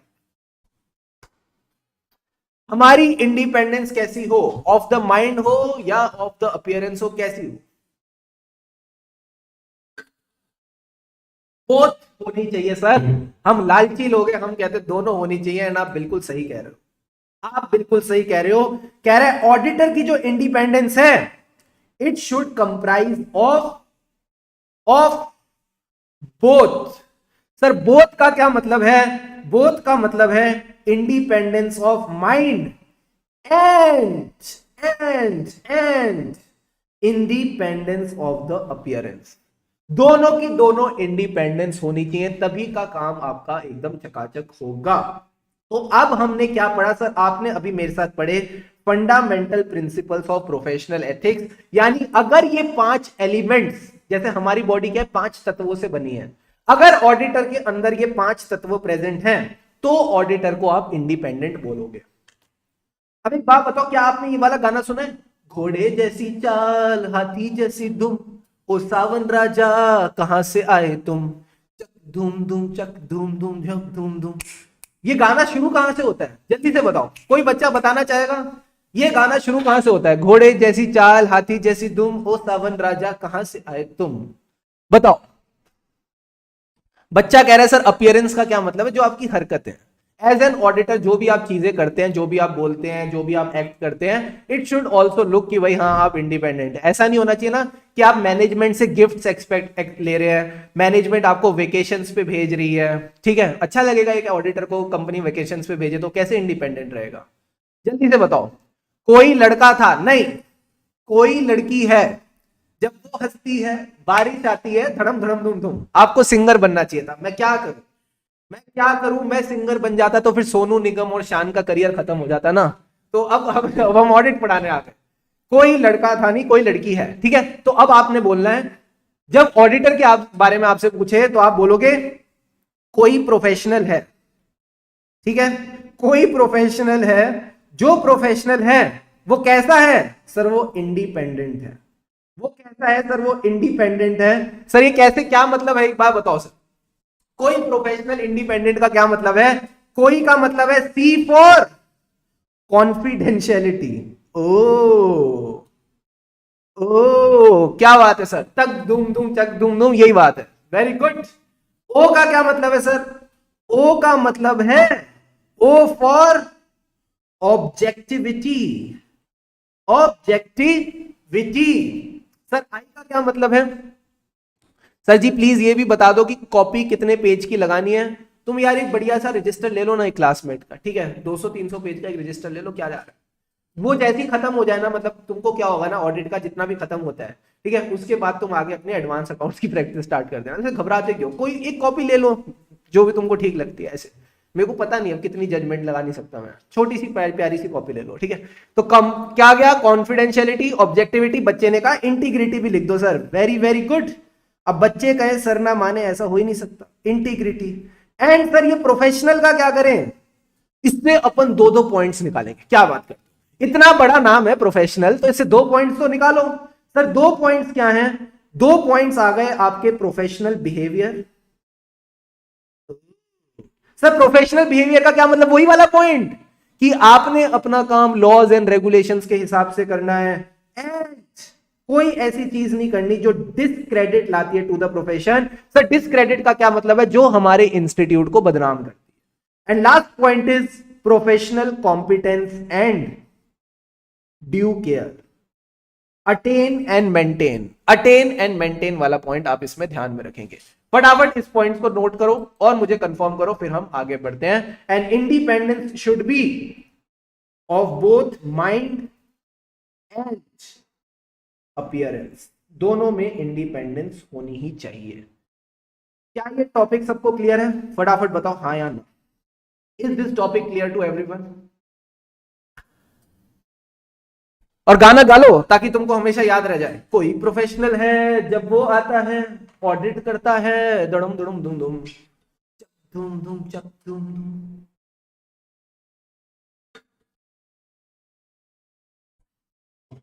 सारे बच्चे पानी के दो दो घूंट लगाओ और मुझे कंफर्म करो डन डना डन डन, फिर हम आगे बढ़ेंगे।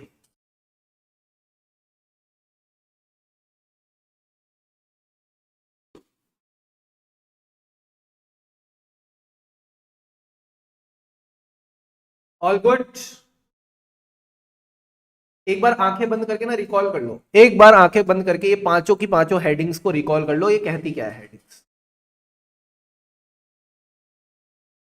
Recall these headings fast.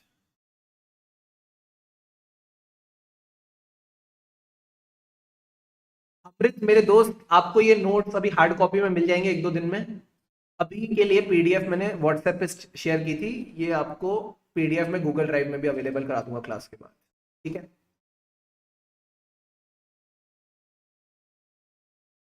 Done done, very very good, ठीक है, satisfied, all good, yes sir. अब सर एक बात बताओ, इंडिपेंडेंस अपीयरेंस से कैसे होगा, मैंने बताया तो सही तुमको, अपीयरेंस का क्या मतलब है, दिखना चाहिए कि तुम इंडिपेंडेंट हो। मैंने एग्जांपल में भी तुमको यही बात बताई कि अगर आप कंपनी से गिफ्ट्स एक्सेप्ट कर रहे हैं, अगर आप कंपनी से गिफ्ट्स एक्सेप्ट कर रहे हैं, क्या आप इंडिपेंडेंट दिखोगे? नहीं। कंपनी दिवाली पार्टीज करती है, हैप्पी न्यू ईयर पार्टीज करती है, गोवा में वो आपको आने जाने का ट्रेवल का टिकट देती है, 5 स्टार का स्टे देती है, तो क्या आप इंडिपेंडेंट हो? नहीं। झूठ बोलते हो आप इंडिपेंडेंट हो। अच्छा कितने, कैसे इंडिपेंडेंट? कंपनी पता है आपसे अगली बार जब आप फाइनेंशियल स्टेटमेंट में गड़बड़ निकालोगे, आपको पता है क्या बोलेगी? गोवा में तो आप बड़े मन लगा के खाना पीना कर रहे थे, हैं? अब आप हमारी गलतियां निकालते हो, आप कहोगे चलो सॉरी सॉरी सॉरी, अगली बार मेरे को मलेशिया भेजना। तो आपकी इंडिपेंडेंस कहां गई? ऑन पेपर तो आप इंडिपेंडेंट हो, बट आप तो कंपनी से सारे मजे ले रहे हो। तो भाई साहब इंडिपेंडेंस सिर्फ माइंड में नहीं, अपीयरेंस में भी होनी चाहिए, दिखनी चाहिए कि इंडिपेंडेंस है। समझ रहे हो आप मेरी बात? आई बात समझ में? Got it? Yes sir. तो ये बात आपको अगर समझ में आ गई तो अब आते हैं sir next topic. Next topic में हम क्या डिस्कस करेंगे? नेक्स्ट टॉपिक में हम डिस्कस करेंगे थ्रेट्स टू इंडिपेंडेंस। यानी मैंने आपको सबसे पहले बोला सर हमारा ऑडिटर कैसा हो, आप सबने कहा इंडिपेंडेंट हो। अब इंडिपेंडेंट ऑडिटर चेक करना है तो उसके अंदर क्या होने चाहिए? सर उसके अंदर 5 प्रिंसिपल्स होने चाहिए। ये 5 प्रिंसिपल्स अगर प्रेजेंट होंगे तो हम मानेंगे इंडिपेंडेंट है। बट इन्हीं प्रिंसिपल्स पे क्या आ जाता है सर? इन्हीं प्रिंसिपल्स पे आ जाते हैं थ्रेट्स। अब हम इन थ्रेट्स की बात करेंगे, और थ्रेट से घबराने वाली बात नहीं है, थ्रेट से घबराने वाली बात नहीं है। हमने थ्रेट्स के लिए सेफ गार्ड्स भी लगाए, हमने थ्रेट्स के लिए सेफ गार्ड्स भी लगाए हैं। So these are the next 2 topics जो हम यहाँ पे अब डिस्कस करने वाले हैं। सारे बच्चे अब यहाँ पे फोकस करो, इधर आओ इधर आओ इधर आओ इधर आओ इधर आओ, देखो यहाँ पे, देखो देखो देखो, जितने भी आपके डाउट्स है एक बार लिख के रख लो, जो भी रहेगा अभी हम लेते हैं इसके बाद। सारे बच्चे अभी आ जाओ, थ्रेड्स की बात करेंगे सर। थ्रेड्स में आपने क्या ध्यान में रखना है? These are the threats to independence. And मजे की बात है, देखो एमटीपी अक्टूबर 18 में भी पूछा होता है, ठीक है। So it's a very very important question. सारे बच्चे यहां पे फोकस करेंगे। Just need your 5 minutes, 5 minute में पूरा का पूरा टॉपिक आपके टिप्स पे होगा। जस्ट नीड टू फोकस है। आओ इधर, types of threats to independence. ये कहते हैं कि ये सारे थ्रेड्स हैं। सबसे पहला थ्रेड्स क्या है सर? सबसे पहला थ्रेड है, और ये बताया किसने ना, ये बनाए हैं code of ethics of professional accountants prepared by international federation of accountants. एक इंटरनेशनल बॉडी है जिसने आपको ये 5 थ्रेड्स के बारे में बताया। सिंपल सी बात है। सबसे पहला थ्रेड कहता है self interest thread. Sir self interest का मतलब है आपका खुद का इंटरेस्ट है एंटिटी में। Now this is a financial interest. ये कैसा इंटरेस्ट है सर? ये फाइनेंशियल इंटरेस्ट है, यानी अगर आपकी फर्म, आपका कोई पार्टनर या आपका कोई एसोसिएट पार्टनर कोई भी हो सकता है, अगर उसका फर्म, उसका जिस कंपनी में ऑडिट करने जा रहे हो उसमें उसका फाइनेंशियल इंटरेस्ट है, तो फिर ये सेल्फ इंटरेस्ट थ्रेट होगा। सर फाइनेंशियल इंटरेस्ट कैसे हो सकता है? सारी फाइनेंशियल चीजों से। सबसे पहला फाइनेंशियल इंटरेस्ट जो माइंड में आपके स्ट्राइक करना चाहिए वो ये है, क्लाइंट से आपको क्या मिलती है? जल्दी से बताओ चैट बॉक्स पे, बताओ ना। तुम बताओ मुझे, मैं तुमको क्यों बताऊं, तुम मुझे बताओ। हमको क्लाइंट से क्या मिलती है? जल्दी से बताओ। लंच के अलावा और इंफॉर्मेशन के अलावा आपको क्लाइंट से क्या मिलता है? आखिरी में आप ऑडिट कर क्यों रहे हो? जल्दी से बताओ। What do you get from the clients as an auditor? क्या मिलता है क्लाइंट से? सबने बिल्कुल सही कहा सर, पैसा। पैसे को अंग्रेजी में बोलते हैं फीस। तो क्लाइंट जो आपको फीस दे रहा है वो इतनी ज्यादा है कि आप उस पर अब डिपेंडेंट हो गए हो। ये क्लाइंट आपको बड़ी भारी फीस देता है, यानी मान लो आपके 10 क्लाइंट्स हैं और इन 10 क्लाइंट्स में से 90% ऑफ की जो फीस है वो एक ही क्लाइंट से आती है, बाकी 10% फीस अदर से आती है। तो एक बात बताओ, अगर आपकी 90% फीस एक ही क्लाइंट से आएगी तो क्या आप उसका ऑडिट करते वक्त थोड़ा घबराओगे नहीं कि अगर मैंने इसकी ज्यादा गलतियां निकाल दी तो अगली बार तो ये मेरे को ऑडिटर ही नहीं अपॉइंट करेगा, मेरा तो पूरा बिजनेस ही डूब जाएगा जो मैंने ऑडिट का बना रखा है। क्या आपको ऐसी फील आ रही है? हाँ सर ये फील तो आ रही है। तो जहां भी आपकी डिपेंडेंस होगी ना क्लाइंट की फीस पे, आपकी ऑब्जेक्टिविटी की बैंड बच जाएगी। आप फिर ऑब्जेक्टिवली ऑडिट नहीं कर पाओगे, बिकॉज आपके ऊपर फीस का इंफ्लुएंस मंडराएगा, आपके ऊपर फीस का बादल छाएगा। तो जब भी फीस पे डिपेंडेंस होगी तो बैंड बजेगी। और बताओ सर, जो फीस है वो कंटिंजेंट है। फीस के रिलेटेड एक और पॉइंट बता दिया, या तो फीस बहुत ज्यादा है या फीस कंटिंजेंट है। सर कंटिंजेंट का क्या मतलब है? गारंटी नहीं है। अगर क्लाइंट को आपका काम अच्छा लगा, अगर क्लाइंट को आपका काम अच्छा लगा तो फीस देगा, वरना नहीं देगा, वो कहेगा जाओ तुम बिना फीस लिए जाओ, निकलो। तो कंटिंजेंट फीस अगर हुई तो भी दिक्कत होगी। क्या सर कंटिंजेंट फीस अलाउड है? नारे बाबा ना। आप जब सीए फाइनल में आओगे तो मैं आपको एक टॉपिक पढ़ाऊंगा प्रोफेशनल एथिक्स। वहां पे उन्होंने डाल रखा है कि अगर किसी चार्टर्ड अकाउंटेंट ने ऐसा ऑडिट एक्सेप्ट किया जहां पे फीस कंटिंजेंट है, हम उसको प्रोफेशनल मिसकंडक्ट में डाल देंगे, 1 लाख रुपए का जुर्माना लगाएंगे, 3 महीने के लिए उसका नाम काट देंगे रजिस्टर ऑफ मेंबर से। तो ये सारे थ्रेट्स को डील करने के लिए आईसीआई ने प्रोविजन भी बना रखे हैं, तो आपने घबराना नहीं है। तो मैं आपको थ्रेट्स बता रहा हूं अभी, ठीक है, ज्ञान की बातें हो रही है। और बताओ सर, ये तो हो गई सर फीस की बातें। और क्या क्या हो सकता है फाइनेंशियल टर्म्स में? ये हो सकता है कि आप और क्लाइंट बिजनेस पार्टनर्स हैं। आप और क्लाइंट क्या है सर? आप और क्लाइंट बिजनेस पार्टनर्स हैं। तो अगर बिजनेस रिलेशन है किसी के साथ तो वो तो भाई बंधु हो गए। अगर भाई बंधु हो गए तो किस बात की ऑब्जेक्टिविटी, किस बात की इंडिपेंडेंस बैंड बजेगी। और बताओ सर, आप क्या हो सर? आप हो आर्टिकल, और क्लाइंट ने आपको बोला, क्लाइंट ने आपको बोला जब आप सीए बनोगे मैं तुझे एकदम शानदार जॉब दे दूंगा।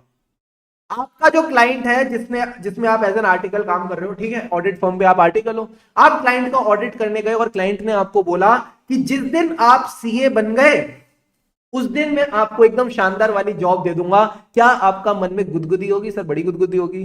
कहां यहां पे 10-15 हजार रुपए मिल रहे हैं और कहां वो 10-15 लाख की नौकरी ऑफर कर रहे हैं हमको सीए बनने के बाद। तो ऑटोमेटिकली आप क्लाइंट की तरफ हो जाओगे, और आप ऑब्जेक्टिवली अपना काम नहीं कर पाओगे, तो this is also a threat. और बताओ सर, अगर आपने क्लाइंट को कोई लोन दे रखा है, कोई गारंटी दे रखी है, या क्लाइंट से कोई लोन ले रखा है, गारंटी ले रखी है, तो अल्टीमेटली वहां पे भी दिक्कत आ जाएगी, वहां पे भी दिक्कत आ जाएगी। अगर आपने क्लाइंट से लोन लिया, आपने क्लाइंट को कोई गारंटी दी, तो ये सब भी दिक्कतें आती हैं। तो यही बातें आपने समझनी है। सबसे पहले क्या कह रहा है सर, डायरेक्ट फाइनेंशियल इंटरेस्ट।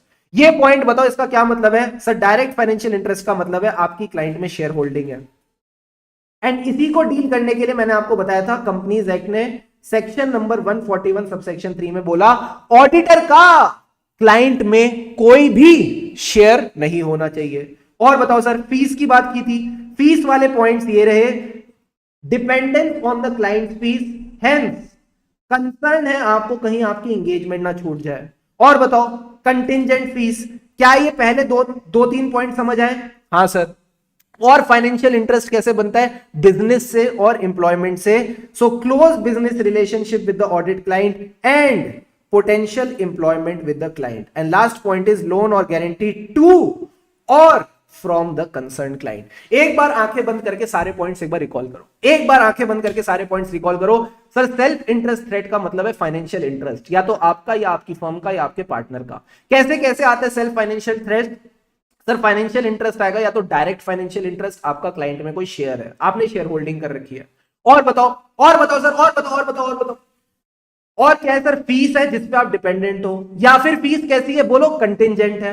फिर इसके बाद दो पॉइंट बचते हैं, बिजनेस और एम्प्लॉयमेंट। बस यही बात आपने ध्यान में रखनी है। फटाफट 1 मिनट लो और अभी के अभी ये पॉइंट्स रिकॉल कर लो। 1 मिनट लो और अभी के अभी ये पॉइंट्स रिकॉल कर लो। कुछ ज्यादा मसाला नहीं है, बस आपने फाइनेंशियल इंटरेस्ट के एग्जांपल्स यहां पे बताने, और कुछ भी नहीं है। Take a minute and recall all these points. Contingent fees का एक ही मतलब है कि आपकी जो फीस है वो क्लाइंट ने फिक्स नहीं कर रखी। जो आपकी फीस है that has, oh my God, that has, oh my God नहीं, that has not been fixed by the client, वो क्लाइंट ने फिक्स नहीं कर रखी। तो अगर फिक्स नहीं कर रखी तो कहीं ना कहीं आपको डर रहेगा ना कि क्लाइंट आपको फीस ज्यादा देगा या कम देगा। तो जो डर है उसी को आप थ्रेट बोलते हो। ठीक है, फटाफट एक बार इसको रिकॉल करो और मुझे कंफर्म करो, फिर हम आगे बढ़ते हैं। यही सारे पॉइंट्स आपने ध्यान में रख के चलते हैं। डायरेक्ट फाइनेंशियल इंटरेस्ट मतलब share holding. Come on everyone, you can do it. बोल बोल के करना है इसको, ठीक है?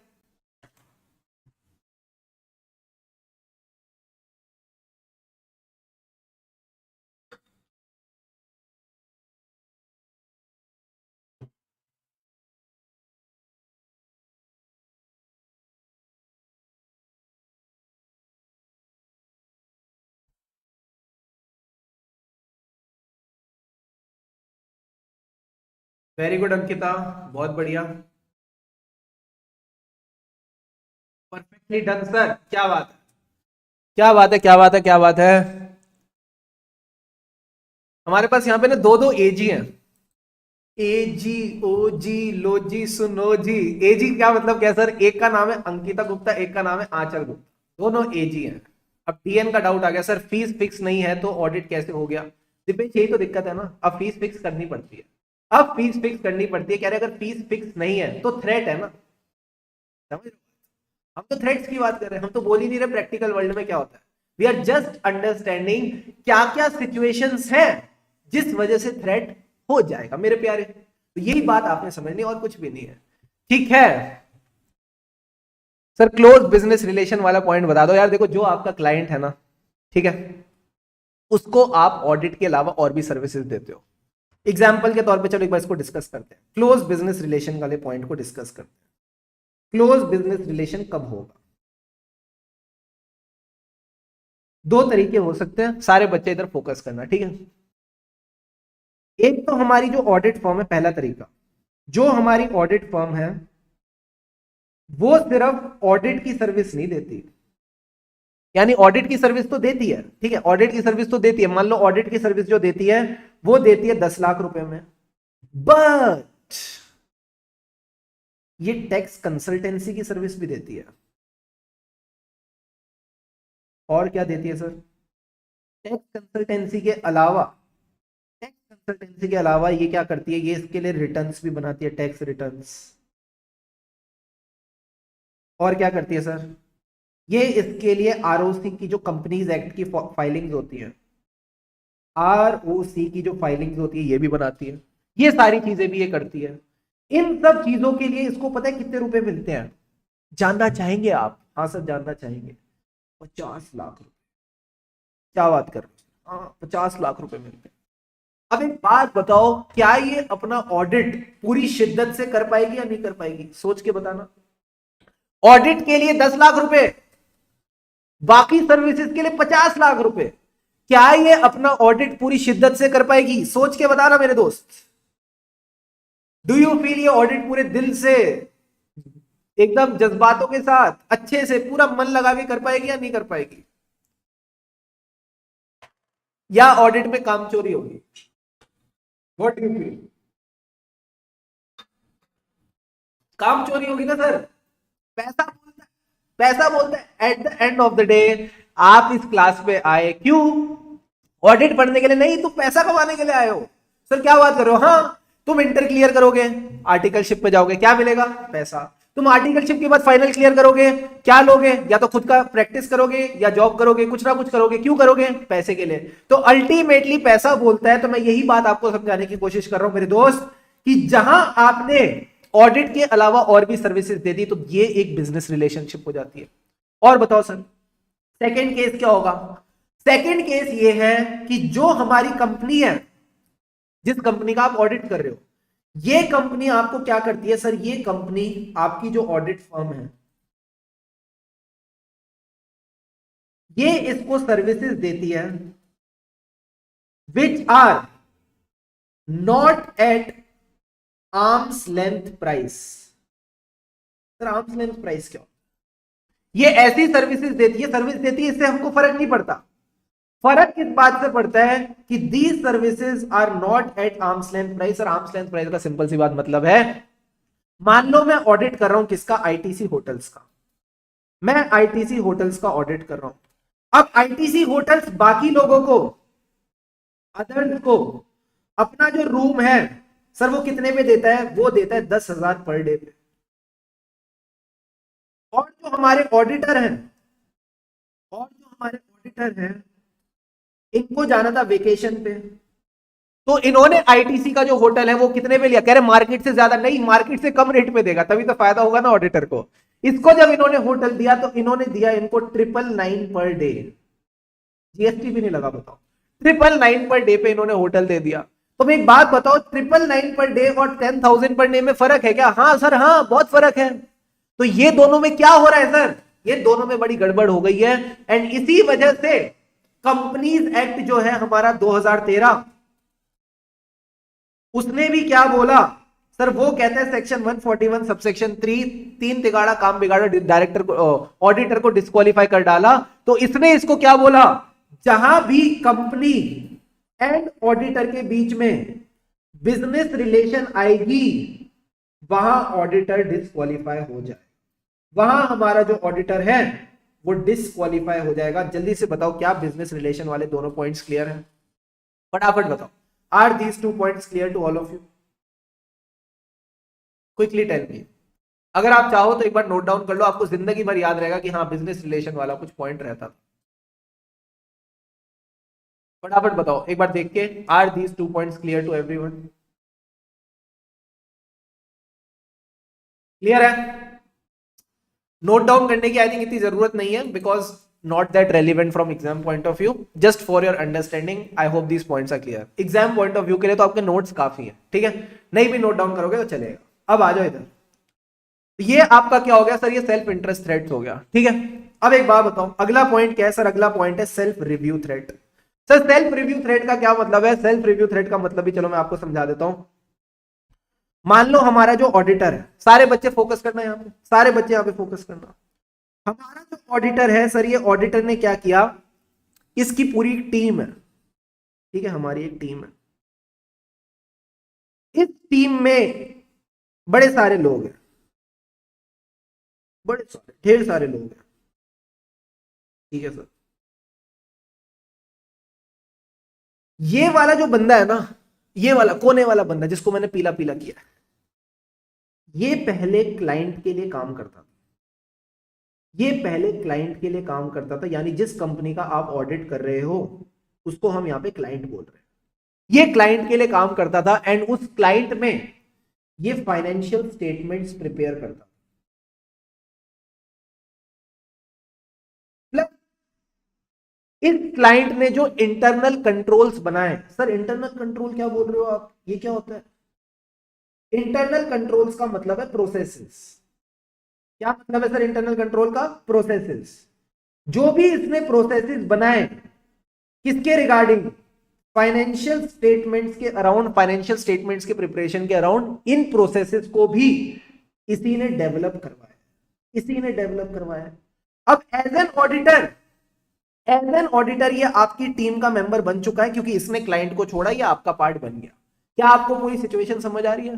क्लाइंट का एक बंदा था जो फाइनेंशियल स्टेटमेंट प्रिपेयर करता था, इसने क्लाइंट के जो फाइनेंशियल स्टेटमेंट्स के अराउंड प्रोसेसेस थे जिसको हम इंटरनल कंट्रोल बोलते हैं वो बनाए। अब ये क्लाइंट को छोड़ के कहां आ गया? सर हमारी टीम में आ गया। अब एक बात बताओ, एज एन ऑडिटर आपका काम क्या है? सर हमारा काम है ओपिनियन देना। What is the duty? हमारी ड्यूटी है ओपिनियन देना। किस पे? सर फाइनेंशियल स्टेटमेंट्स पे ओपिनियन देना। अब एक बात बताओ, जिन फाइनेंशियल स्टेटमेंट्स को आपके एक टीम मेंबर ने ही बनाया है, आप उन्हीं पे ओपिनियन देने वाले हो। क्या लगता है ये गड़बड़े निकाल पाएंगे नहीं निकाल पाएंगे? क्या लगता है ये गड़बड़े निकाल पाएंगे या नहीं निकाल पाएंगे? क्या कोई इंसान जो खुद कोई चीज बनाता है वो अपनी चीज में से गड़बड़ निकालता है क्या? एग्जाम्पल के तौर पे आपने कभी खुद खाना बनाया हो, जो इंसान खुद खाना बनाते हैं वो कभी बोलते हैं मैंने खराब बनाया? मैंने कितनी बार चाय बनाई है, वो तो फैमिली बताती है कि कितनी खराब चाय बनाता हूं मैं, बट अल्टीमेटली मुझे तो वो चाय बड़ी स्वाद लगती है। बट जब आप कोई गड़बड़ करते हो तो आप अपनी गड़बड़ थोड़ी देर बताओगे। सो this is called self review threat. अपने ही काम को थोड़ी रिव्यू करोगे भाई, उसी में से थोड़ी गलतियां निकालोगे। तो यही कह रहा है कि जो सब्जेक्ट मैटर है ऑफ द एंगेजमेंट, क्या बोल दिया सर आपने ये? हाँ, ये जो फाइनेंशियल स्टेटमेंट्स हैं ये क्या है? Sir these are the subject matter of the engagement. Subject matter of the engagement का क्या मतलब है? जिसके ऊपर आपने अपना ओपिनियन देना है उसको हम सब्जेक्ट मैटर ऑफ एंगेजमेंट बोलते हैं। अगर उस सब्जेक्ट मैटर ऑफ एंगेजमेंट को आप ही ने बनाया है तो आप उस पर ओपिनियन नहीं दे सकते। क्या इतनी सी बात समझ आई? जल्दी से बताओ हाँ या ना। सब्जेक्ट मैटर ऑफ एंगेजमेंट का क्या मतलब है? जिसपे आपने अपना ओपिनियन देना है। यानी इस केस में वो फाइनेंशियल स्टेटमेंट्स की बात, इस केस में वो फाइनेंशियल स्टेटमेंट्स की बात कर रहा है कि जिन फाइनेंशियल स्टेटमेंट्स को आपने खुद बनाया आप उस पे ओपिनियन नहीं देंगे। सिंपल सी बात, ये समझ आई? जल्दी से बताओ, is this point clear to all of you? All good? Yes sir. यही बात यहां पे लिखी है, ध्यान से समझ। सेल्फ रिव्यू थ्रेड का मतलब है this occurs during a review of any judgement or conclusion reached in a previous audit or non-audit engagement। Sir क्या कहना चाह रहा है? कह रहे non audit services include professional services provided other than audit और review of financial statements. These include management services, internal audit, investment advisory services, design and implementation of the information system. और when a member of audit team, हमारी audit team का member क्या था? Sir client का employ था या client का director था। तो इसको आप सबको सेल्फ रिव्यू थ्रेड में डालेंगे। एंड यहां पे आपका मैं एक सेक्शन रिलेट करवा दूं, एक धागा जोड़ दूं। हाँ सर धागा जोड़ दो। सारे बच्चे एक बार ना ये लाइन पढ़ो। Non audit service includes management service, थोड़ा ना और डार्क करते हैं, management service, internal audit service, investment advisory service, design and implementation of IT system. क्या ये सारे वर्ड पढ़कर आपको कंपनी लॉ की कुछ याद आ रही है? जल्दी से बताओ, क्या आपको ये सारे वर्ड्स पढ़कर कंपनी लॉ की कुछ बात याद आ रही है कि ऑडिटर सेक्शन नंबर 144 में ये सारी सर्विसेज नहीं दे सकता? क्या ऐसा कुछ याद आ रहा है? जल्दी से बताओ, फटाफट बताओ। धागा है, जोड़ना है, धागा है, बस उसको जोड़ना है। जल्दी से बताओ, क्या आपको ये याद आ रहा है? तो ये क्या है? सर कंपनी लॉ वाले सतर्क लोग हैं, उनको पता है कि अगर ऑडिटर ने ये सारी सर्विसेज दी तो सेल्फ रिव्यू थ्रेट आ जाएगा, because at the end of the day ये गड़बड़ घोटाला है। तो आपने बस यही बात समझनी है कि 144 को क्यों लाया गया, सेल्फ रिव्यू थ्रेट की वजह से, कि अगर आप एंटिटी के इंटरनल कंट्रोल्स के ऊपर रिव्यू दोगे, आप उसके प्रोसेसेस के ऊपर रिव्यू दोगे कि इसके प्रोसेसेस ठीक है कि नहीं, तो आप उन प्रोसेसेस के साथ एसोसिएटेड नहीं होने चाहिए। Auditor not to render certain services. Very very good Yashvi, बिल्कुल आपने सही बोला, राधिका ने भी बिल्कुल सही बताया, एजी ने भी, दोनों ने सही बताया, वेरी गुड। क्या सेल्फ रिव्यू थ्रेट क्लियर है? हाँ सर ये क्लियर है। और बताओ इसके कब कब आते हैं, यही बात ये बोल रहे हैं कि ऑडिटर ने परफॉर्म करी है services which are the subject matter of audit. Subject matter of audit को 2 बार अंडरलाइन करो, बहुत ही प्यारा वर्ड है। क्या आपको इसका मतलब समझ आया? Subject matter of audit, subject matter of audit यानी फाइनेंशियल स्टेटमेंट्स और इंटरनल कंट्रोल, जिन पे आप अपना ओपिनियन देते हो। फाइनेंशियल स्टेटमेंट्स और कंपनी के जो प्रोसेसेस हैं, आप इनके बनाने के साथ एसोसिएटेड नहीं होने चाहिए। सब्जेक्ट मैटर ऑफ ऑडिट का ये मतलब है। दूसरा, आपकी टीम का मेंबर कंपनी का डायरेक्टर या सीनियर ऑफिसर नहीं होना चाहिए। 2 बात आपने ध्यान में रखनी है।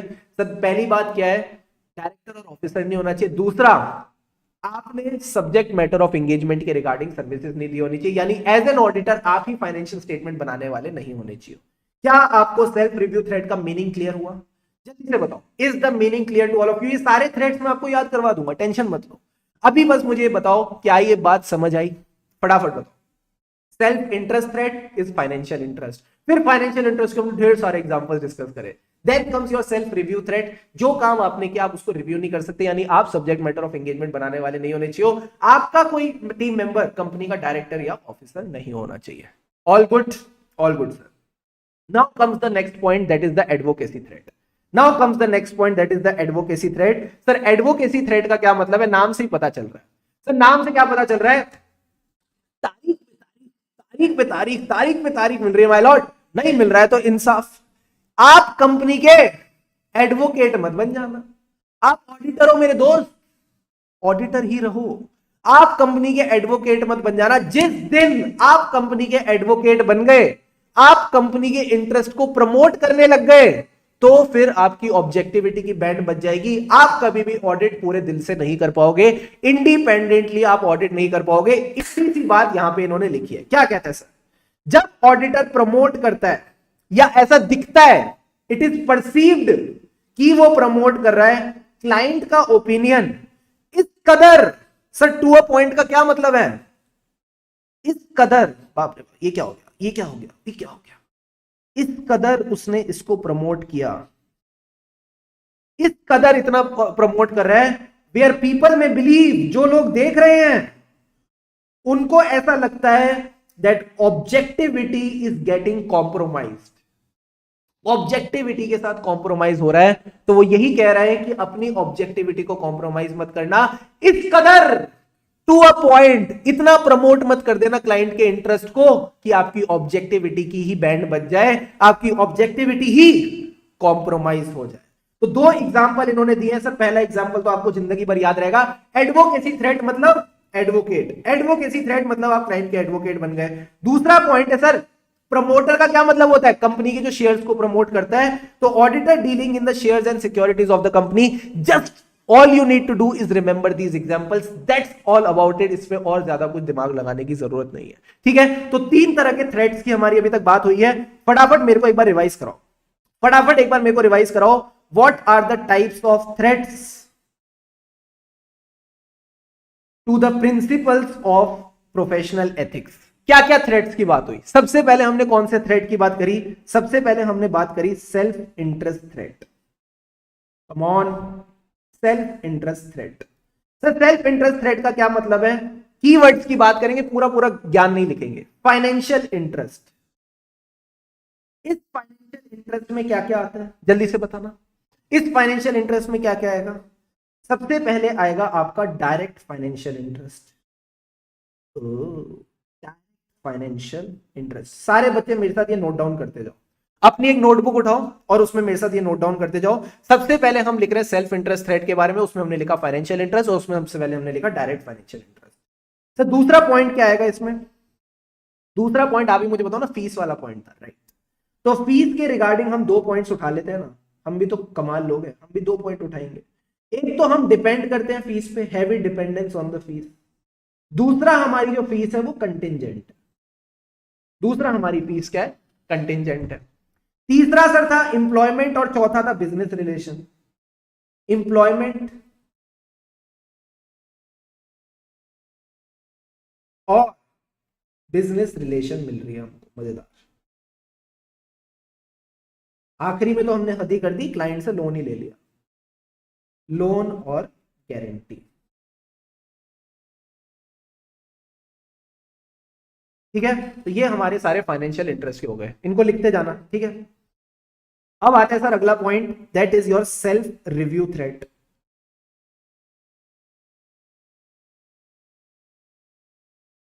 सेल्फ रिव्यू थ्रेड का मतलब है दो चीजें आपने इंश्योर करनी है। आपका को आपने अपने आप को इन्वॉल्व नहीं करना in the preparation of subject matter of the engagement.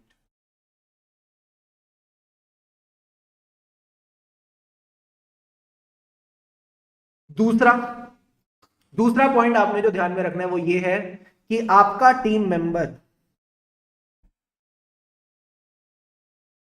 Client का डायरेक्टर या ऑफिसर नहीं होना चाहिए।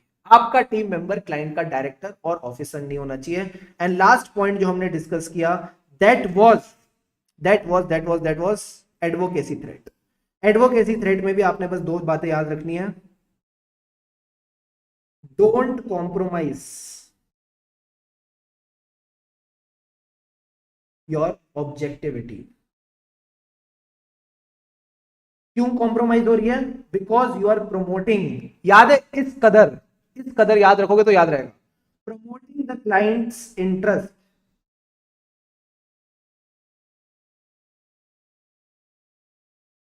टू अ पॉइंट जिस वजह से आपकी ऑब्जेक्टिविटी कॉम्प्रोमाइज हो जाती है। तो आपने अपनी ऑब्जेक्टिविटी को कॉम्प्रोमाइज होने से बचाना है। इसके दो एग्जांपल जो हमने डिस्कस करे वो क्या थे? सबसे पहले तो आप क्लाइंट के लिए एडवोकेट नहीं बनेंगे, दूसरा आप क्लाइंट के शेयर्स में डीलिंग वगैरह नहीं करेंगे।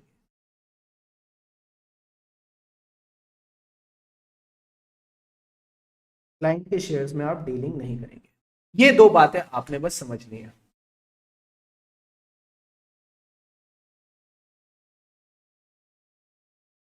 ऑलराइट, बस इसके बाद दो पॉइंट्स और हैं, फिर उसके बाद मैं आपको ब्रेक देता हूँ। मेरी मम्मी आ गई, कहती ब्रेक हो गया। मुझे पता नहीं चला 1 hour 37 minutes हो गए, पता नहीं क्यों। अभी तो हमने क्या पढ़ा? ठीक है, पढ़ते ही जा रहे हैं, मजा आता जा रहा है। पता चला किसी को ब्रेक होने का टाइम आ गया, 8:46 हो गए। हम तो ज्ञान की वर्षा करते जा रहे हैं और भीगते जा रहे हैं। जल्दी से सारे बच्चे एक बार इसको नोट डाउन करो और मुझे कंफर्म करो, फिर हम लास्ट 2 थ्रेड्स पढ़ते हैं, देन मैं आपको ब्रेक देता हूँ।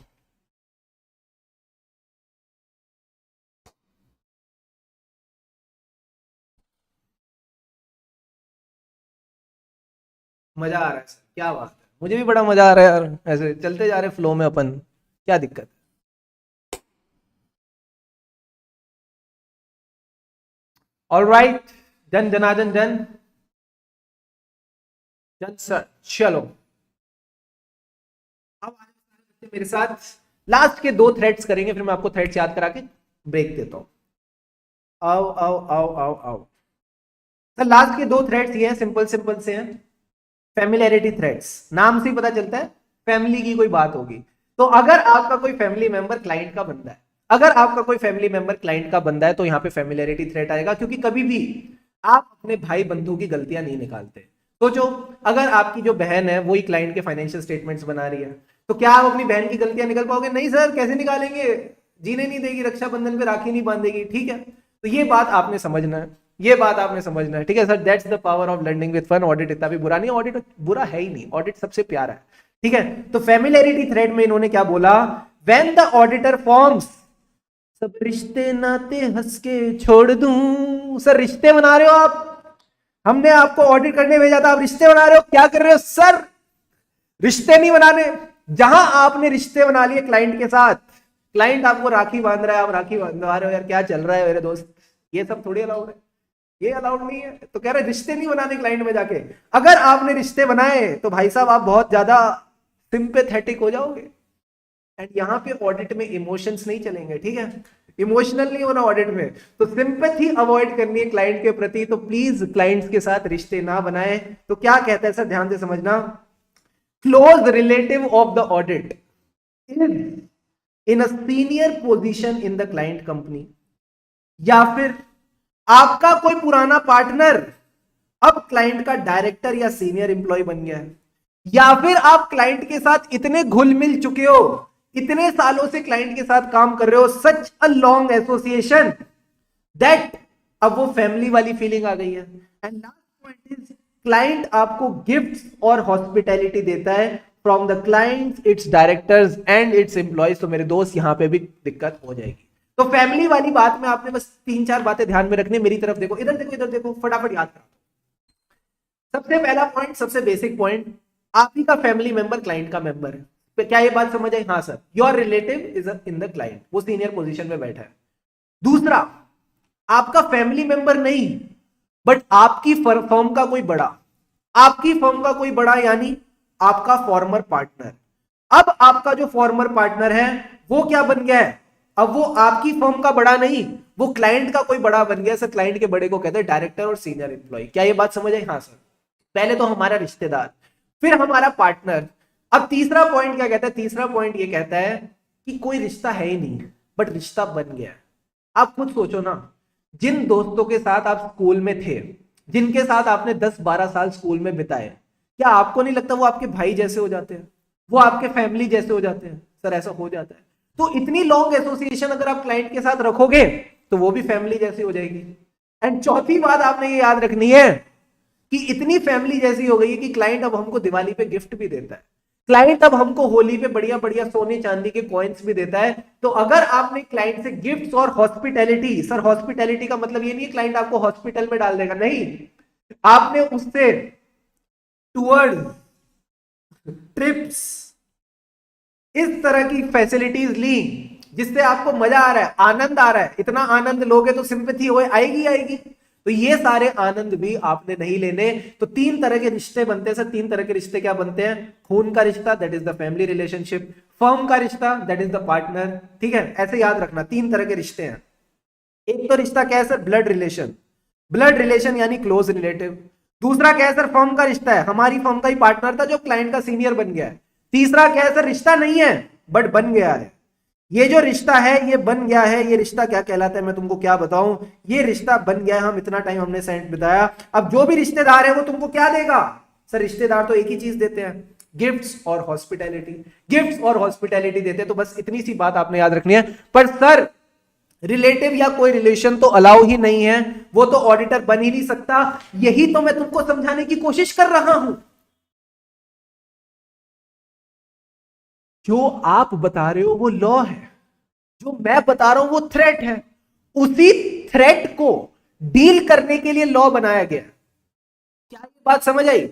राधिका, राधिका जी ने सवाल पूछा तो मैं राधिका जी को जवाब दे रहा हूं। राधिका ये बात समझ आई, इस थ्रेट के बारे में कंपनी लॉ वालों को पता था। क्योंकि उनको इसके बारे में पता था तो उन्होंने लॉ में डाल दिया कि रिश्ते नाते नॉट अलाउड। अगर आपका कोई रिश्तेदार, यानी section 2 sub section 76 sub clause 76 में जो भी रिलेटिव की डेफिनेशन में आता है, अगर वो रिलेटिव क्लाइंट का बंदा निकला, क्लाइंट में इंप्लॉय निकला, तो आप डिस्क्वालिफाइड है एज एन ऑडिटर। क्यों आया ये? इसी की वजह से, फैमिलियरिटी थ्रेट को डील करने के लिए। क्या ये पॉइंट क्लियर है? हाँ सर ये पॉइंट क्लियर है। फटाफट 2 मिनट लो और अभी के अभी ये चारों पॉइंट्स को एक बार रिवाइज करो, रिकॉल करो। Take 1 or 2 minutes, quickly revise and recall these 4 points. कैसे कैसे रिश्ते बनते हैं? सर ब्लड का रिश्ता, फर्म का रिश्ता और एक ऐसा रिश्ता जो साथ रह के बन गया, जिसके साथ भी बना उसने हमको गिफ्ट्स और हॉस्पिटैलिटी दी, उसने हमको गिफ्ट्स और हॉस्पिटैलिटी दी। Section number 2 sub section 77। Very very good, Yashvi ने बिल्कुल सही बताया। 2 सब 77, इसको याद रखने के लिए याद रखना 7 और 7 रिलेटेड होते हैं। तो ये आपकी रिलेटेड पार्टी की डेफिनेशन आती है कंपनीज एक्ट में। वेरी वेरी गुड, बिल्कुल सही बोला यशवी। ठीक है, फटाफट एक बार इन पॉइंट्स को देखो, रिकॉल करो और कंफर्म करो चैट बॉक्स में D D D, that is done done done.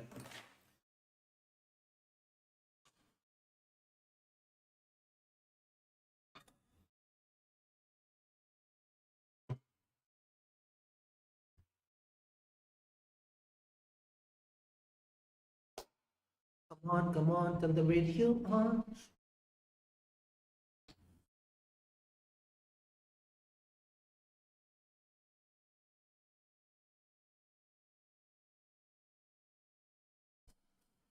Awesome.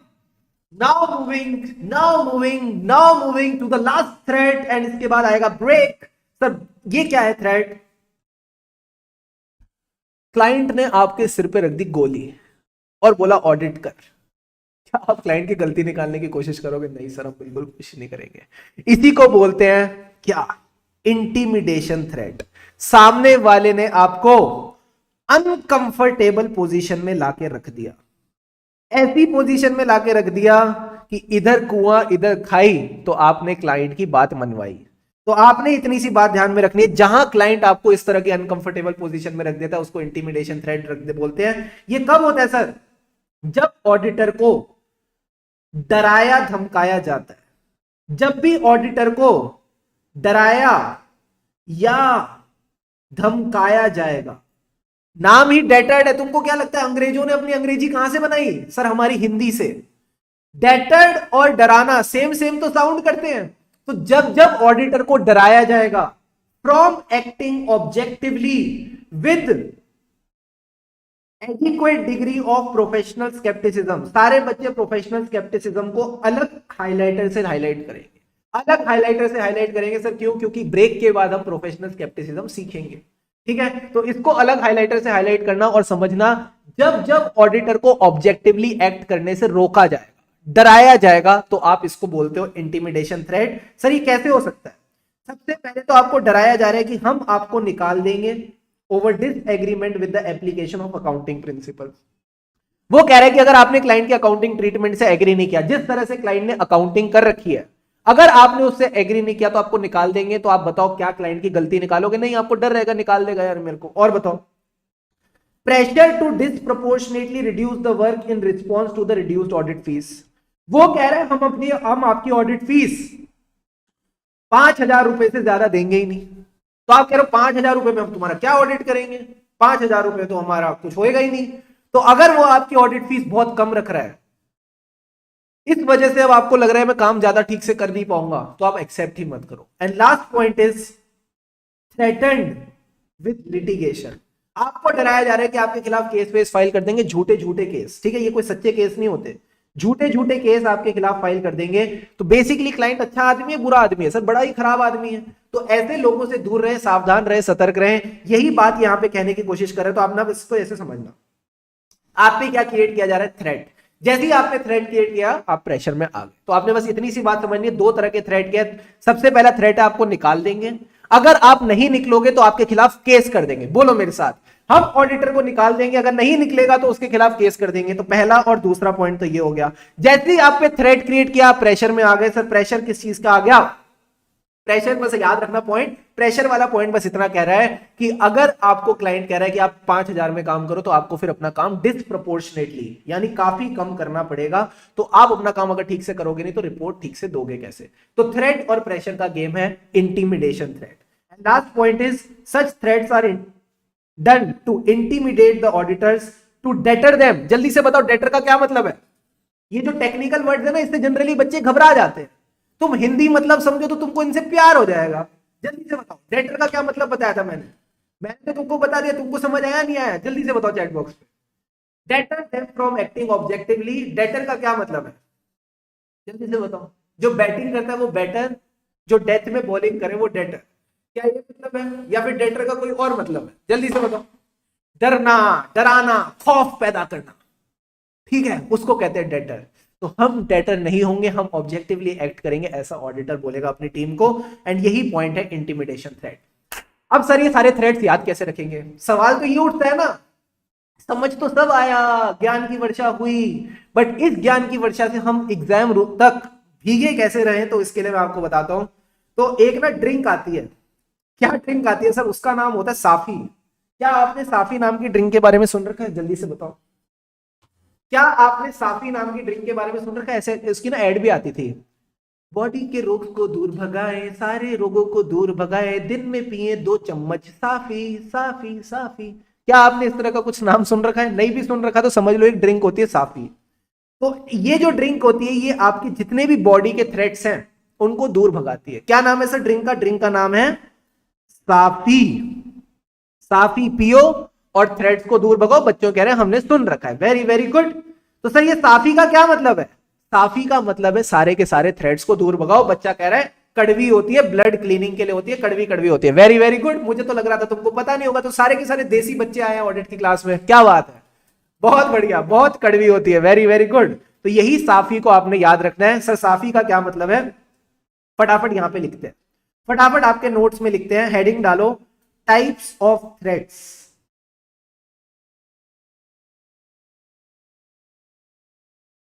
तो जो बॉडी के थ्रेड्स को, क्या मुश्किल, को दूर भगाए, दूर भगाए, दूर भगाए, बॉडी के थ्रेड्स को दूर भगाए, उसको बोलते हैं साफी। सर साफी का क्या मतलब है? S for self interest threads, for self review threads, Anand he Anand. A for advocacy threads, यानी आप क्लाइंट के एडवोकेट और प्रमोटर नहीं बनेंगे। और बताओ sir, F for familiarity threads